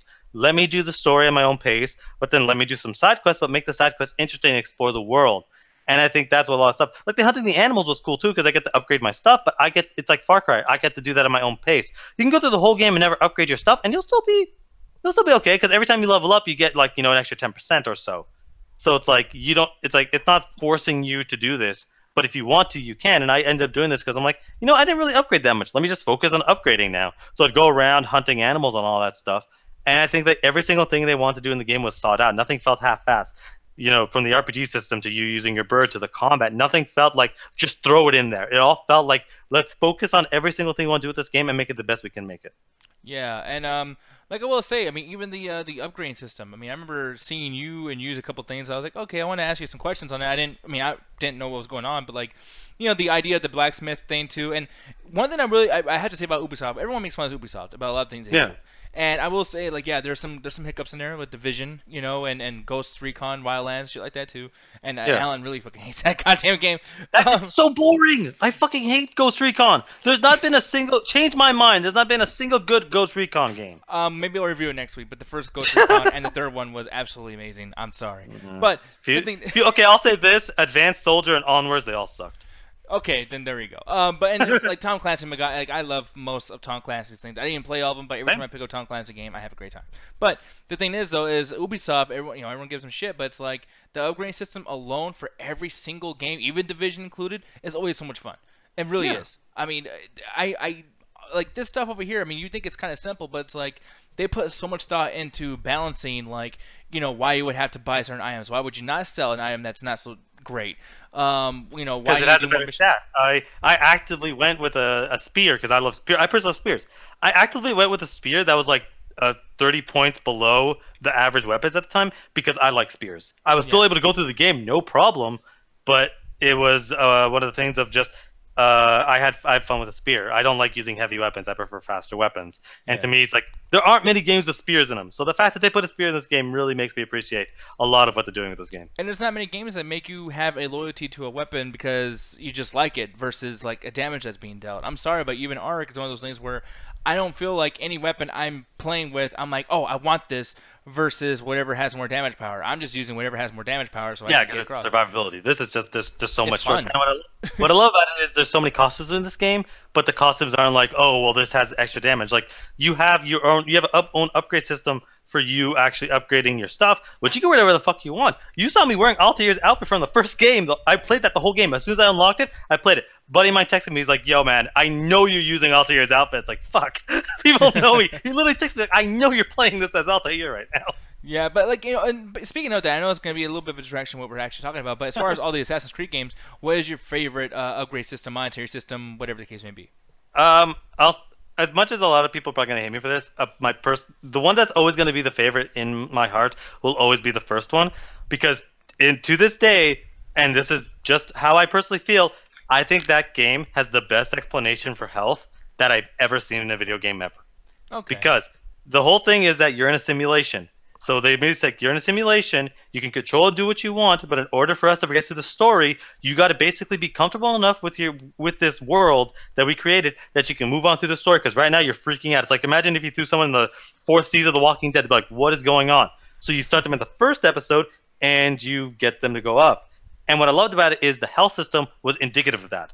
And basically what the simple health system is it's called a synchronization bar. And when you get hit in combat, you lose synchronization because your ancestor wasn't getting hit in the chest or face with swords and arrows. He wasn't. So you fucking up means you're desynchronizing. And if you lose all your health, you go into this desynchronization state and get sent back to a safe state where you were more comfortable. But then as you're fighting and as you're doing all this stuff, you get more and more confident, so your health increases. And to me, I love that shit because it's a video game explanation for something in the video game that's not just, oh, don't worry about it, your health bar, let's make a joke about it like we're in a different game. It's like, no, it's meta. It's that here. Actually this has is real. Yeah, it's explained meta, and that's one thing that's like, you can make meta in a game and actually respect your fucking product. Allie, I was gonna ask you, you're a big Ubisoft fan and Assassin's Creed fan, or someone who's played a lot of it. What is your favorite monetary system, aka blacksmith system, in Assassin's Creed games? Monetary, but wait. Like something like upgrading weapons, things like that. Like yeah. I hate them all. I just played it for the story. Wait, so you don't like upgrading shit? I mean, I did upgrade, but I can't give you off the top of my head what was my favorite. I just upgraded what I thought would, like I paid attention more to health because I knew I was gonna need it, and then occasionally I would Were you just attacking everybody? She probably was. Like, no, just starting shit. No, I actually did try to be an assassin most of the time. No, okay, I did, and I was successful at it most of the time. I mean, if you guys want to go to band pictures and see all my playthroughs of all my Assassin's Creed games, you totally can. But sometimes there comes a point where I get impatient and I'm like, you know what? I just gotta get through this. I really want to see the next chapter. So I will sometimes just be like running in if I could take on the guys and just like kill everyone. But most of the time I did try to be sneaky and I did really enjoy it. But yeah, I would still focus a lot on health. I would try to like upgrade my weapons to make sure, get more, kills, like or what do you call it? What's the word for it? Like every time I hit someone, like they would get more health that would go down. I did focus a lot on stealth. I did actually get a lot of stealth upgrades. That would make things easier for me. Things that like double takedown kills. That was always my favorite. Assassinations are dope, yeah. Yeah, those are definitely my favorite. I did focus on the assassination because I did very much enjoy it. But there were points where I tried literally every different type of stealth way, and I would always get killed. I'm like, you know what? Screw it. We're just gonna go for it, and somehow it happened. It ended up working out.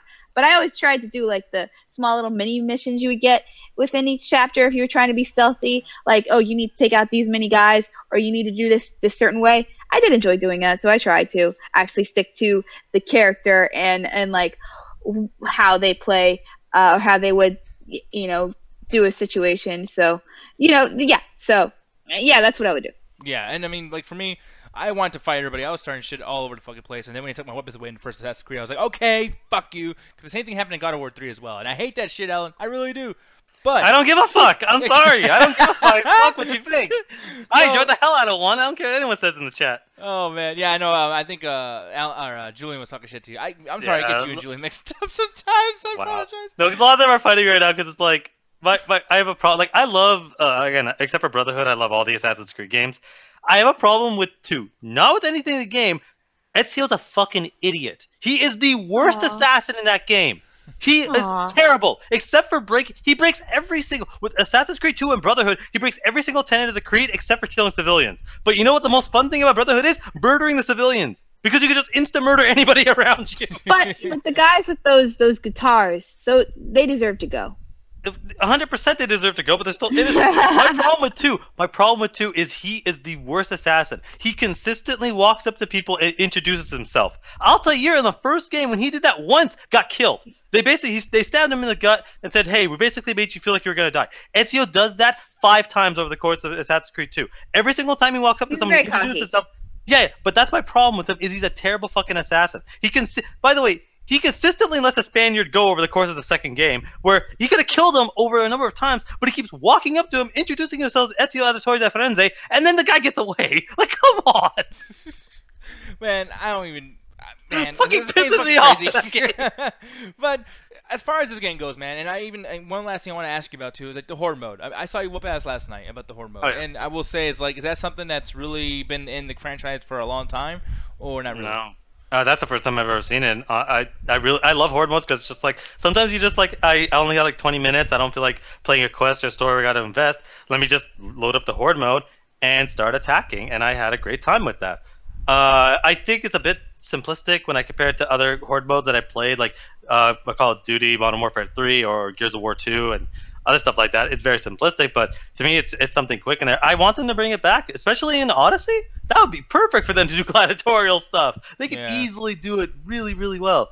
Okay, there's something I want them to bring back. As much as I hate Brotherhood, Brotherhood was the first Assassin's Creed to put multiplayer in, and they nailed it with one shot.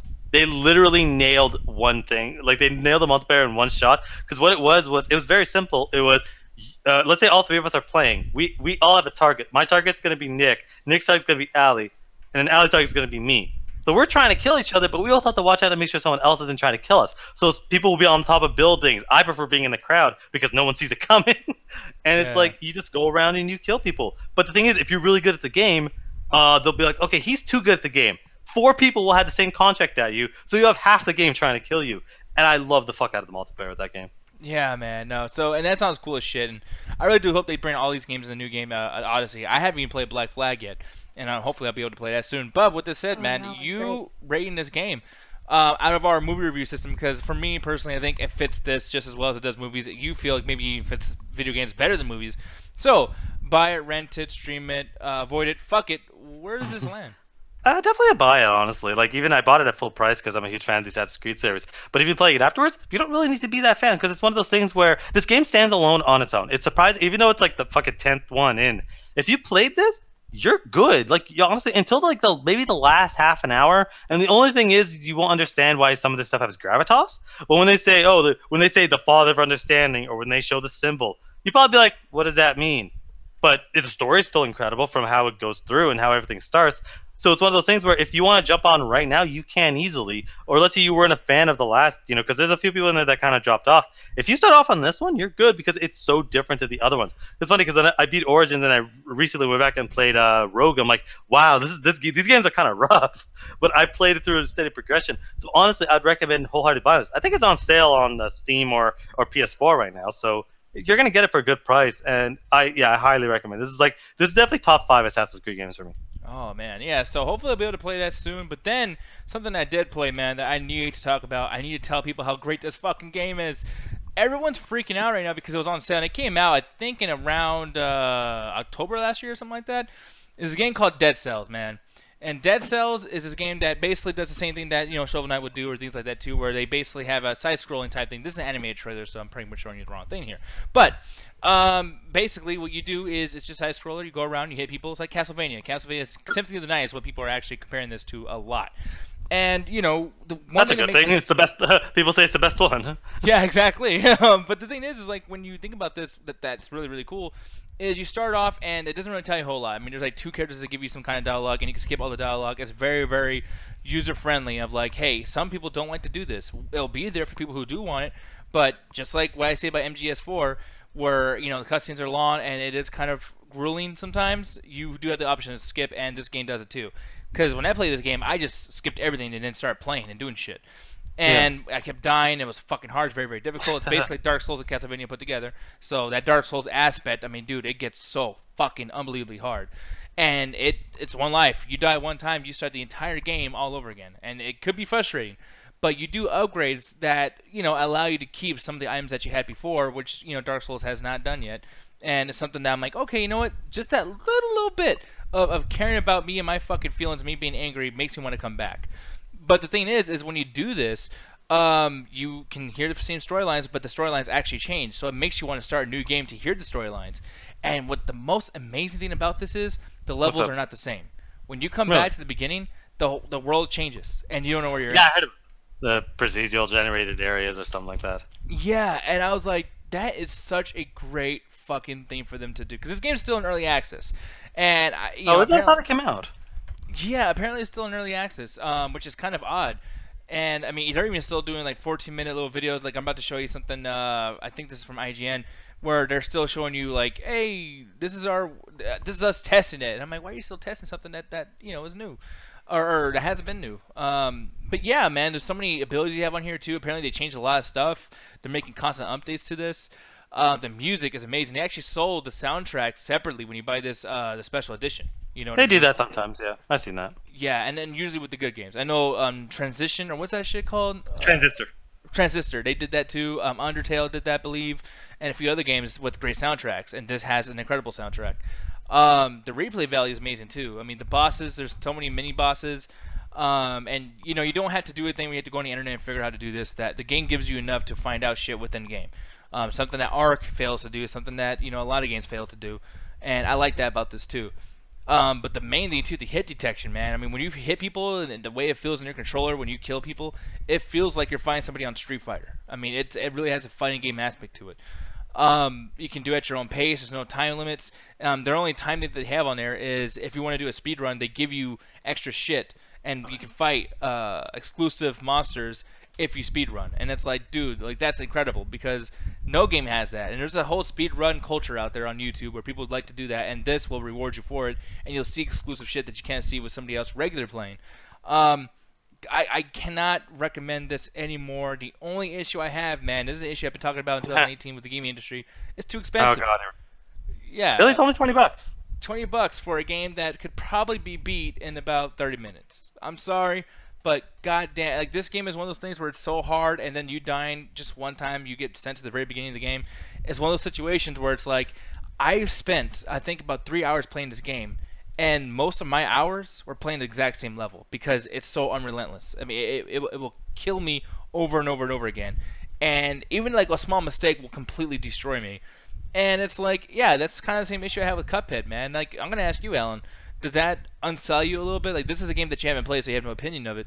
But just the idea of you dying so much, just like Cuphead was, I mean, would you be willing to spend like a $20 to $25 on it? To me, I've always stand by this, and people made fun of me for it, but they can go fuck themselves. To me, cost doesn't matter to me when it comes to a video game. It's how much fun can I get out of it. There are games that I've spent fucking $150 on and gotten, no fun out of, and games that I spent $5 on and got no fun out of, and it's like there are games that I spent, $10 on and I've loved the hell out of, and there's also games that I spent, fucking full price, like $100, like Assassin's Creed Origins. I paid full price for that, including the DLC, and I had a great time with it. So it's like, to me, price does not matter. Even time of length of game, where it's like some games that I paid are 30, like Mafia 3. I can't fucking stand that game. That game is 30 hours, and I paid $40 for it, and it was not, to me, it didn't feel worth it. It was 30 hours, and there's a bunch of stuff to do, but I was bored throughout it, all of it. But something like, Assassin's Creed Rogue, which is like 15 hours, and I paid full price for that, I had a great time with it, even though it was half the length. So to me, length doesn't really bother me. It's just when I looked at gameplay of this, I'm like, I don't like side-scrollers. I haven't liked side-scrollers since, I guess, 3D gaming came about. Because I'm like, that to me is such an old staple of old video games. So those old games I still love, Mega Man X, Super Mario World, Super Metroid, those games are still fun to me because they were made at a time where that was the best technology we had. Now it's like, I don't like side-scrollers, but the idea of procedural generated to me is fun because it's like, you get to do different stuff every time. But I could definitely see it's like, yeah, $20 and they're still adding stuff to the game, they're still doing cool stuff to the game, and it feels different every time? Sure. That's a perfect price for me. I thought it was gonna be a full price game. That's crazy. But $20, that's a perfect amount. Yeah, man. So I mean, that's why I love the game so much. But I will tell you this though, thinking about side scrollers, is there something that you wish a developer would do for a new side scroller game? Like, is there something that you'd be like, okay, you know what? You fucking got me. I gotta buy that. Ori and the Blind Forest. Really? Ori and the Blind Forest was it was so weird because I only played it because a 90s friend of ours, he loves that game more than anything. But I was just like, man, I want to play another side scroller. But I'm like, you know what? He's a friend. He says I'll like it. Let me try it out. And I can't say I've ever fell in love with it, but I did get addicted to it because of just how interesting the levels looked and how interesting everything kind of just was looking at. It was visually interesting and it was stupid difficult, but it was like it wasn't difficult like, oh, this enemy is so hard. It was difficult of I don't understand the level design enough that I'm like, oh, once I figure out the level design, I can continue. Because one thing is I'll never forget where it's like, okay, I gotta jump over here. Oh, I hit the top. Okay, I gotta jump a little bit, but then I gotta jump forward. Oh wait, there's a spike here. Okay, 5 tries later, I figured out the exact arc to go through, and I just had fun with it. And I think I beat it in like 2 sittings, 15-hour game, and I had a great time with it. So it's like to me, it's just it's really hard to say because I just as soon as I see that gameplay style, I'm like I'm out. I don't even want to touch it. But if someone basically just gives you control, because Shovel Knight, I'm sure Shovel Knight's a great game. I don't want to play it. I tried it, and I was just like, I bought it twice, so I supported the developers, even if I don't like it. But as soon as I played it, I'm like, I'm not a huge fan of this. And then Max in the chat asked about Hollow Knight, and I'm like, I just couldn't feel Hollow Knight.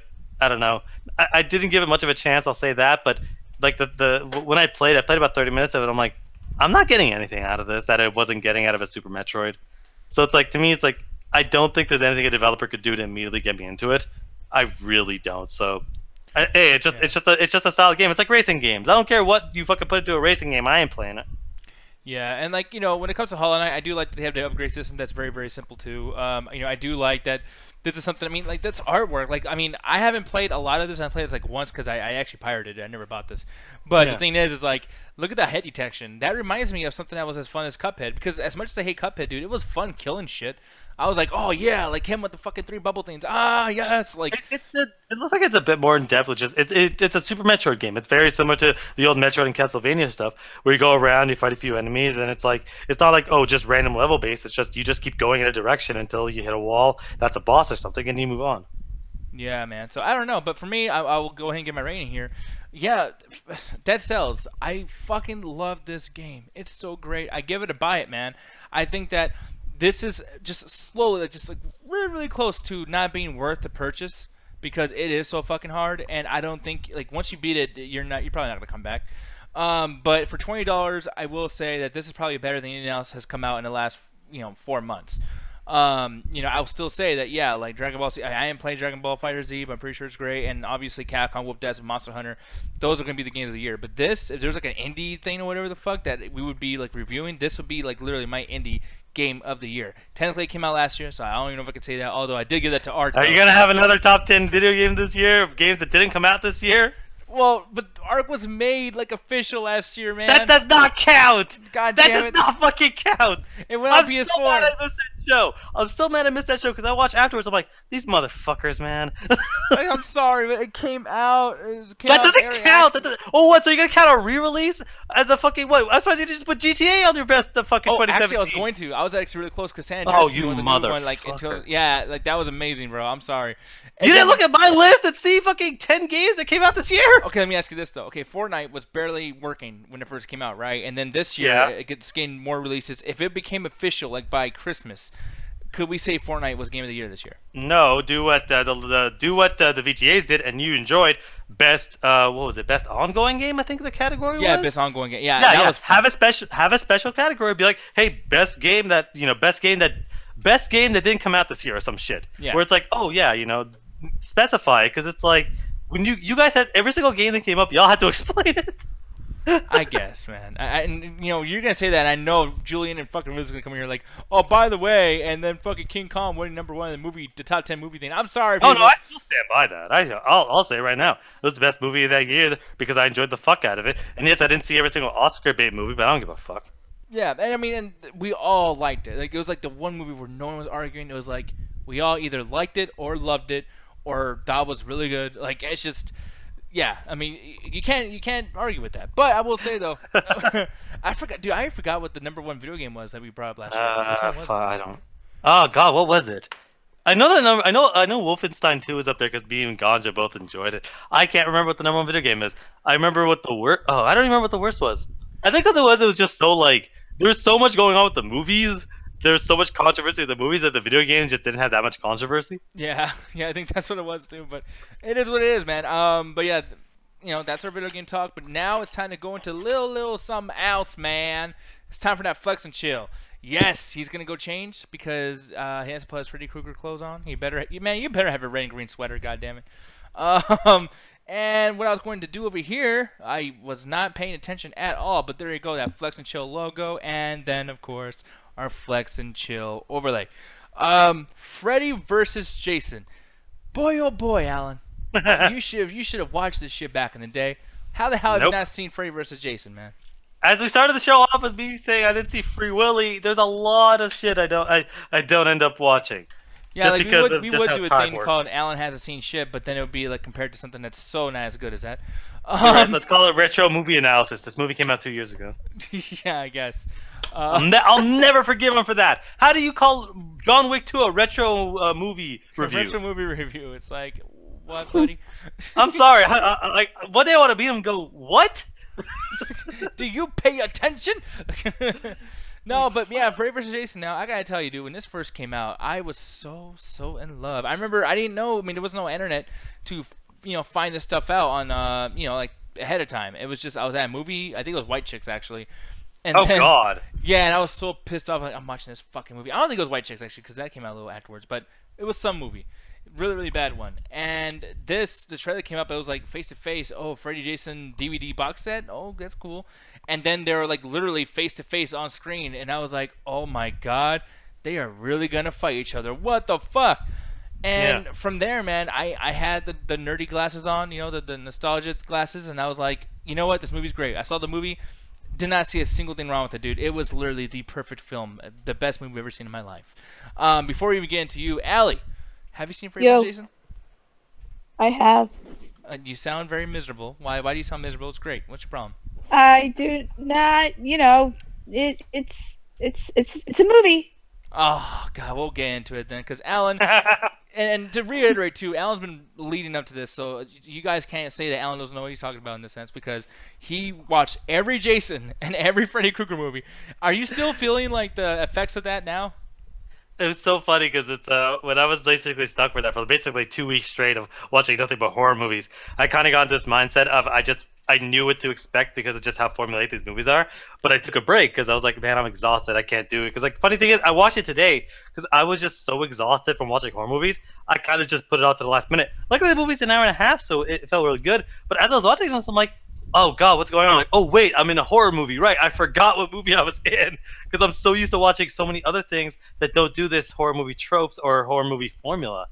And I'll say this, like, I think the first, like, again, these movies always have the first 40 minutes of build up, and then right at like the 15-minute mark, that's when the movie really starts. I hated the first half of this fucking movie.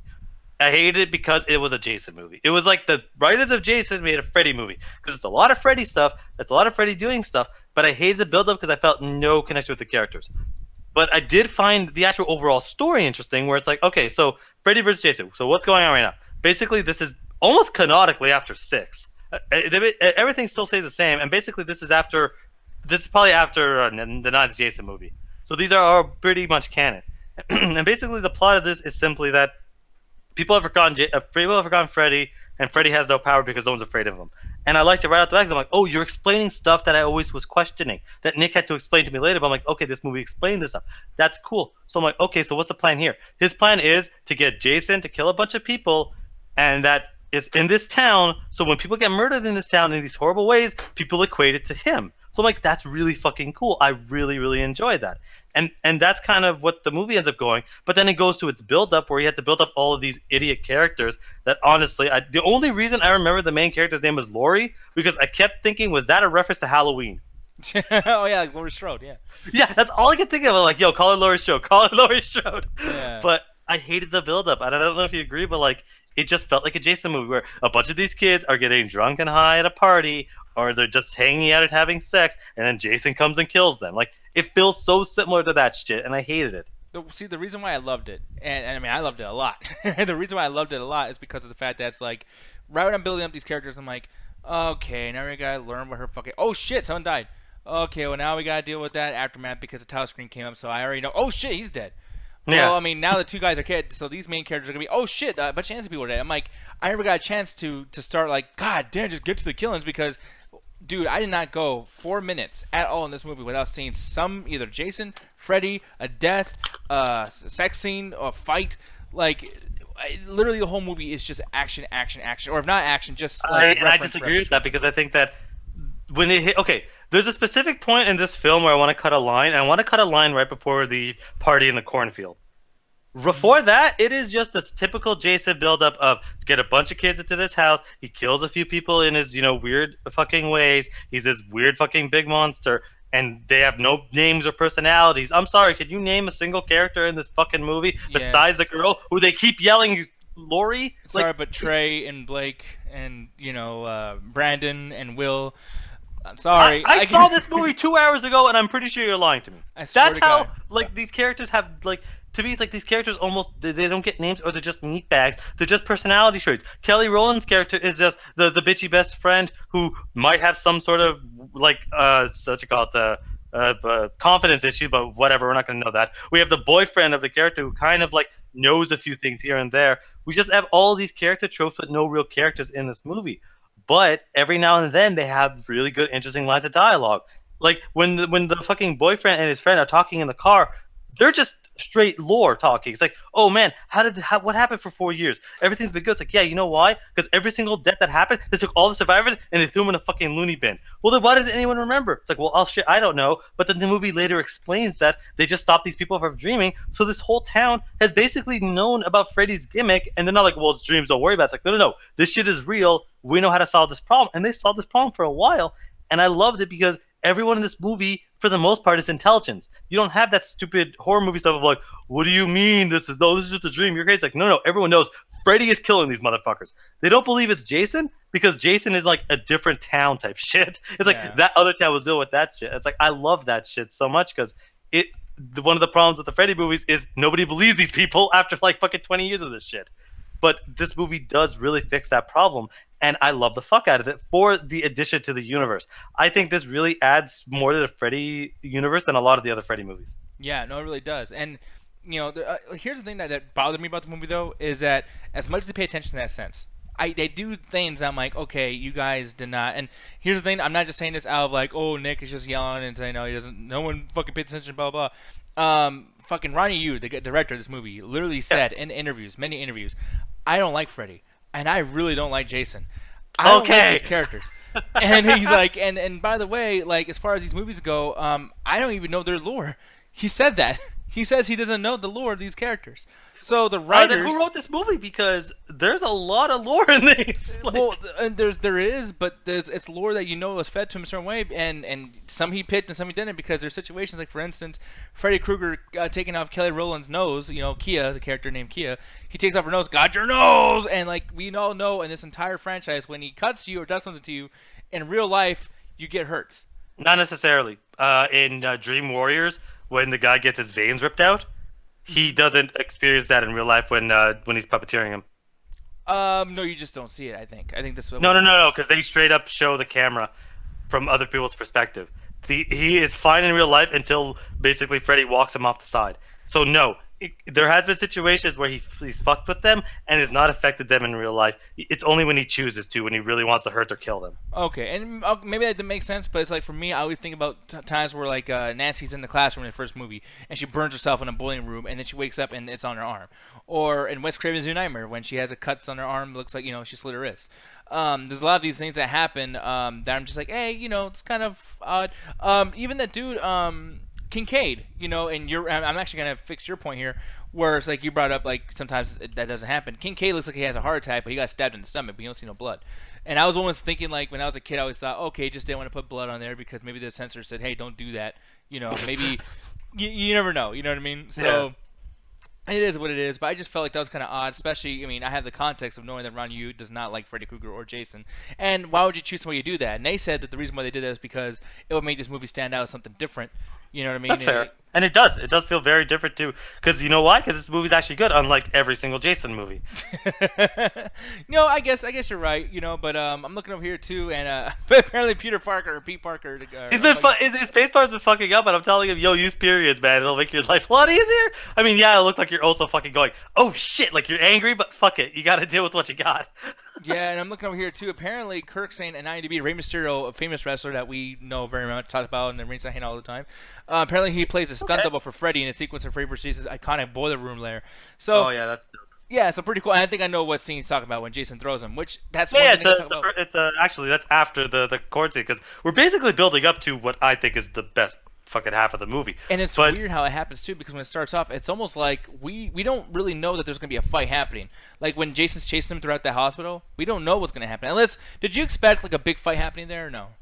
It's weird. I don't know what the fuck to expect this movie. The only thing is Trey randomly saying, yo, what's his face cheated? But like, I had nothing to expect. And let's talk about it. So basically what happened is the build-up goes into a bunch of people die, but they're going to have a party in the cornfield to be like, yo, let's celebrate this guy. And that's when basically Jason shows up and does a fucking sick-ass action scene where he is just like slicing people left and right. I'm like, you are fucking nailed. This is fucking cool. I hate Jason, but holy shit, I'm enjoying watching this. And the music, yeah, like Eddie's saying, the music is fucking dope. And after that happens, everyone's like, okay, we are now in movie mode. We are now in, this is the plan. We got plans and shit like that. So once they deal with the whole cornfield situation, they're all talking going, how the fuck are we going to deal with this shit? Well, the place we were at, they gave us this weird shit called Hypnosil. It stopped our dreams. Okay, let's go there because we got to deal with Freddy and Jason. It's like, how the fuck are we going to deal with this shit? Oh, I can take him out of my dreams. So what's the plan? The plan is to get those two to fight. I'm like, okay, that's a cool plan. That's a bomb-ass plan. They get to the fucking hospital, and Freddy's like, shit, I know their plan. So he tries to stop the kids. But what happens is during the cornfield scene, one of the deaths happens too quick, and Freddy can't absorb the soul. So Freddy's like, you motherfucker, I got you here to work for me. What are you doing? Yeah. And that's where the conflict starts, because guess what? Jason is an uncontrollable monster, and even Freddy goes, shit, I should have known that. So when the hospital scene happens, and they start to, they're about to get for the fight, my favorite shot in this entire movie is he takes over one of the characters. The character goes, his arm goes. One of the characters run by. He's like, "What's wrong with you?" He's like, "I got this, bitch." Yeah, I love that so much. I'm like, okay, that's fucking awesome. And then when they're fighting in the dream world, I'm like, okay, this is actually like, I did not expect a decently choreographed fight. This isn't the best fight I've ever seen, but this is better than I thought it was gonna be. I thought it was just gonna be some fucking like weird mess, but I'm like, no, these guys are actually fighting in their awesome ways. He's using his glove a lot. He's slashing a lot. Jason is just taking a bunch of hits and then slicing whenever he needs to, but this is Freddy's world, and I had a great time watching this. I'm like, okay, I did not expect to be this intense watching this, and I'm glad I watched all the other movies so that I can get an idea of these guys are both invincible, but like I know who has the upper hand in any situation. Yeah, man, and that's the thing that made this cool too, is like they have their own moments. It's almost like wrestling too, where it's like one wrestler gets to have all of his fucking his moves and shit kicked in, or like a Mortal Kombat movie or something too. It's just like you have to do these things that we've seen done in other movies, and they found enough time and enough psychological sense to do this stuff. An hour and a half too. I legit expected this movie to be 2 hours. I was like, okay, it's a 2-hour movie. I have enough time. It's like the movie's only an hour and a half, and they managed to do all this.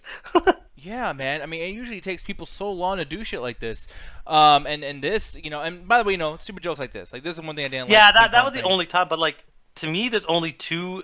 Like, I can only think of 2 times in this movie where there was comedy. Where there's, like that. And I'm like, that's fine to me. Because it's not like fucking Freddy 6 where let's just do this stupid bullshit for, like, half the movie. It's like, no. It's only a couple times because the character is kind of a joke. I'm like, that's perfect. That's a perfect balance. Yeah, man, and and then one thing I will say is they kind of went a little crazy with the whole like Jason lore moment where they go into segment. It's like, here's Jason's like what he's thinking in his head, and this is where he hides his body, or maybe it's just a dream. Oh, he likes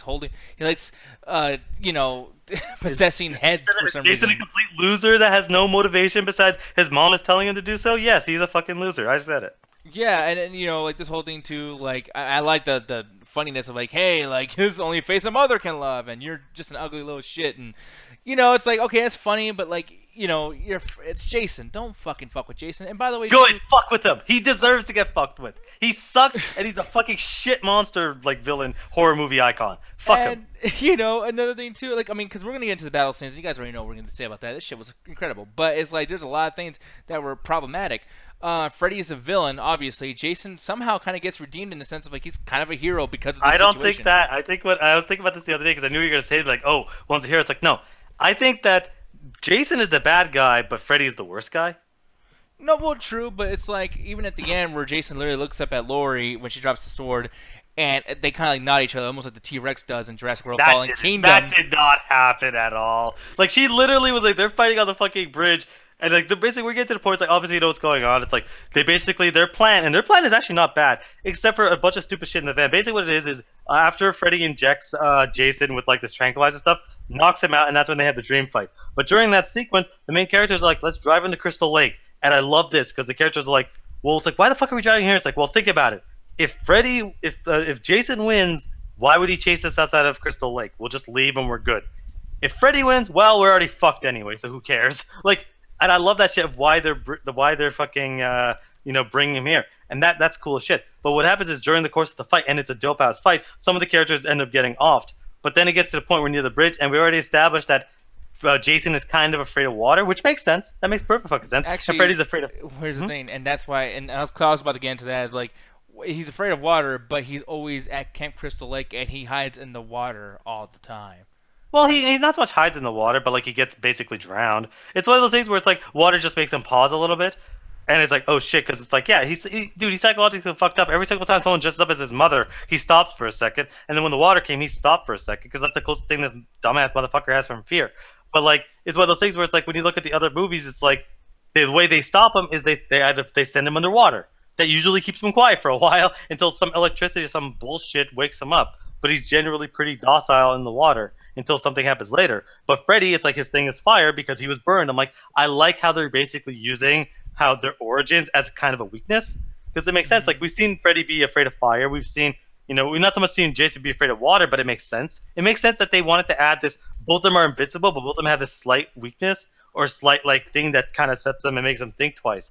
So when Laurie Strode, fuck it, I'm calling her Laurie Strode, she comes in and starts gassing up the area. Jason has his back to her, and they're fighting, and then this huge fucking explosion. They both go into the fucking water, and then basically, and this is where Trey kept saying he cheated, but he fucking didn't cheat. But yeah, they both explode and go into the water, and then Freddy comes out and goes, ha, I'm still alive. Jason just comes out last second, pa, you're dead, okay, I'm done. Yeah. Like, there's no nodding, Nick. Yeah, and that's the thing. No, and I'm not saying there was nodding there. I'm saying, like, he falls in the water. And then she walks up to the end of the fucking the little bridge thing and then drops the knife. Which, by the way, two things. Jason does not feel pain. Jason would not fucking, like, hit somebody with a fucking knife or whatever and then just, like, fall backwards. Like, he's done this in so many other movies where he doesn't just go back in the water. He stays. And as well as the fact that fucking, Laurie's just standing above him. Literally, like, he can just grab her and pull her in. Because he was dying. Because like we've seen this in a lot of situations where he'll be slowed down. We start the whole movie where it's like he'll be slowed down, but he's basically at the bottom. He had just enough strength or whatever to do one last kill, and then he basically passed out and quote unquote dies. Because he does that in all the movies where he gets hit in the head with an axe and he'll pass out. He passes out throughout this movie. Like that fits perfectly within the character. And one other thing that's frustrating too is like Ray just chopped his eyes off, but Jason knows exactly where he's at. Like literally the exact. Are you serious right now? I'm sorry. Mother. I hate no, that no, part. no, no. I hate that I'm part. sorry. No. This is a fucking movie. Jason actually got shot in the fucking head and came back with no problem. I know, Don't but tell me, no, but his eyes are cut out. No, but here's the thing. Because you hate that in Jason X, but you're okay with it here. So I'm like, hold on now. Okay, there's a fucking huge difference. What I'm saying is we've seen some stupid bullshit, and you're like, oh, he cut his eyes out? Come on. He probably heard him or fucking felt him. Who gives a shit? I'm sorry. This is Jason. We've seen him survive getting a propeller to the head and walk off. I'm not going to say that, well, his eyes, maybe his eyes healed a little bit because he can regenerate tissue like they brought up in also Jason X. Yeah. So I guess we're trying to say Jason X is not as bad as a movie now. Jason X is a piece of shit. But this movie is to me, I was at this movie going, I think that this is a better versus than Alien versus Predator is, because I love Alien versus Predator, but this to me sticks closer to both of them. It sticks closer to Jason being this big super monster. It sticks closer to Freddy being this guy who will fuck with you the whole time. And it managed to make a cool, interesting fight between the two titular characters. And I think, to me, I'm surprised they never made a sequel to this, because this is fucking amazing. I loved once the movie, after that cornfield scene, I loved every second of the movie, because it felt more of what I wanted with it. And I felt like if the build-up was a little bit better, I probably would have enjoyed the first half. But, the build-up was Jason, but the end fight was just this is a Freddy movie. Where it's this is how Freddy movies tend to go. They're a chase, they're a fight. And I love the second half. I was going to it, I kept watching. I was watching this at work too, and I stayed open for an extra 20 minutes because I was I'm not stopping watching this movie. I'm going to continue watching this because this is legit one of my favorite ones in the whole series. This is probably the best Jason movie. Yeah, and I will completely agree. This is easily the best Jason movie. Almost lose it to the remakes. I do think the remake of Jason is actually pretty good. It's just I can't watch it with my niece and nephews, and that kind of sucks. The remake sucks. I'm sorry. Why does he keep that girl alive for 2 years? Because he's lonely, man. No, he isn't. He's never been lonely. They just added that for no reason. He's been lonely. He's been in that room like with his mom. Like, man, I wish my mom was alive. Shit, I'm like hungry for fucking like chicken noodle. It never gets explained, and he basically just leaves it there so that there's a secondary plot to this fucking movie. But I don't know, man. But for me, like, this is up there with one of my favorite movies. For me, yeah, it is my favorite Jason movie. But there's like, dude, why is the and like, okay, like, you know, we got distracted when we were talking about this one thing, but it's like, you know, Jason, I feel honestly, and I think a lot of people do feel like he's at least closer to being the good guy as Freddy is, but yet Jason kills like 30 fucking people in this movie, and Freddy kills one. You villainized Freddy the entire movie. He's such an evil sack of shit. He's such a monster, but yet he kills one person. And okay, like, but what the shit?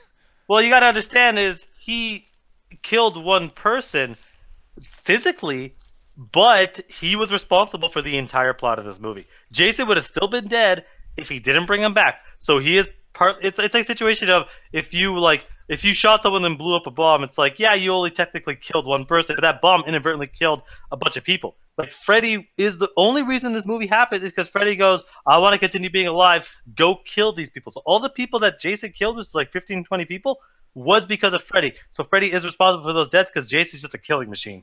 Yeah, I guess you're right. But like, yeah, for me, it's a buy for sure. I mean, it's a buy. It's a little bit of a low buy. Buy if you're a horror fan. Don't buy if you just like watching movies and shit. Because honestly, like, yeah, it's not that great. It'd probably be up like in my top 4 of best Freddy Krueger movies, but definitely the best Jason movie. But you, man, like, where does this kind of land as far as Freddy goes? And I already know the Jason point, but like, yeah. Okay. So I guess by order of Jason, obviously this is the best one. So it'd be for Jason, it'd be easier to be like this one, and then Jason Goes to Hell, because that was the only one with the plot. And that's the end of the fucking list. As far as Freddy goes, it'd be the first one, this one, the Wes Craven's New Nightmare, and then Dream Warriors. Oh, okay. So, I like that. That's actually a pretty good list. Although, like the first one, I will say it deserves a lot of points because it made Freddy, you know. But it's just, you know, outdated for me, and I don't know. I'm kind of like Allie. You know how Allie is with video games? I'm like that with movies. I've never been that with movies. I know Ruthless kind of gets out. It's like, oh, you have to sit there and watch Blade Runner in the context of the time. I'm like, I can understand that, but honestly, I've never had that problem with video games or with movies. Because again, as I just proved, I watched fucking 30 years of horror movie stuff in the last like 2 weeks, and it's like, obviously I'll never be there like that, but I can still appreciate or still give movie kudos where it needs it and criticism where it needs it. It's like, I can put myself enough in there. It's just some movies don't hold up, whereas some movies do, and I think like a lot of those movies do hold up. Some of the effects don't, but like the movies themselves still hold up. Yeah, man. So, like I said, man, I had a great time with this. I wish I would have watched it with you, but the thing is, I can do that tonight because tonight, unless you guys say no, I mean, I'm not gonna force anybody to watch anything. Yeah, but we'll give them a vote. Yeah, we'll do a vote and everything. But I would love for us to watch because it's been 15 years. The reason why we did this is because it's been 15 years since Freddy vs. Jason. So happy birthday, Freddy vs. Jason. The whole fucking thing came out yesterday, technically. But yeah, you know, tonight we can watch Freddy vs. Jason. We watch something else. But I just, man, like those characters, man. It's funny how Jason can be doing so many shitty movies and can still be such a huge fucking, like, you know, point in our cinematic history. You know what I mean? Like, Jason is a character that everybody fucking knows, and it is really cool to see that happen. And everyone should hate. You all should hate Jason because he sucks and he's a mama's boy. Jason saves all those movies, man. You gotta admit, Alan, when Jason shows up, you start going, okay, it's kind of cool. No! I start going, fuck this guy. I want this movie to be over. I'm really shocked by that. I really am shocked. Sucks. The only time Jason's appearance actually fucks up the movie worse than it already is 5. Because that movie is literally one of the worst movies I've ever fucking seen in my life. Hey, and I don't blame you. That movie fucking sucks. God damn, I hate that fucking movie. I cannot wait. Halloween series is much better. You know, and by the way, I want to say this really quick because I've been having my girl watch all the Jason movies and Freddy movies and everything with me just because, you know, I want someone else to you know, like the stuff and see why I'm so nerdy about it. We're going to be watching Jason 5 soon, and I'm not going to do that shit for no goddamn reason. I was going to skip it. I wanted to skip it, but she wouldn't let me. She's like, no, we got to watch it. I'm like, fuck, no, I don't want to. So, because of that, I'm reviewing that shit on Saturday next week. I'm sorry, but Jason 5, A New Beginning, you guys are going to know exactly why I hate that fucking movie. It's up there with The Handmaiden, and it's up there with fucking American Beauty. I despise that fucking film, and I hope everybody on that Can we just watch it up until the first kill with the chocolate, and then not watch the rest of the movie? I really wish I could, because that's the part that's good. That's actually should be the ending, the climax. Like, it's like, yeah, like, chop his ass up with some candy, some fucking chocolate, you stupid fucking movie. I hate your guts.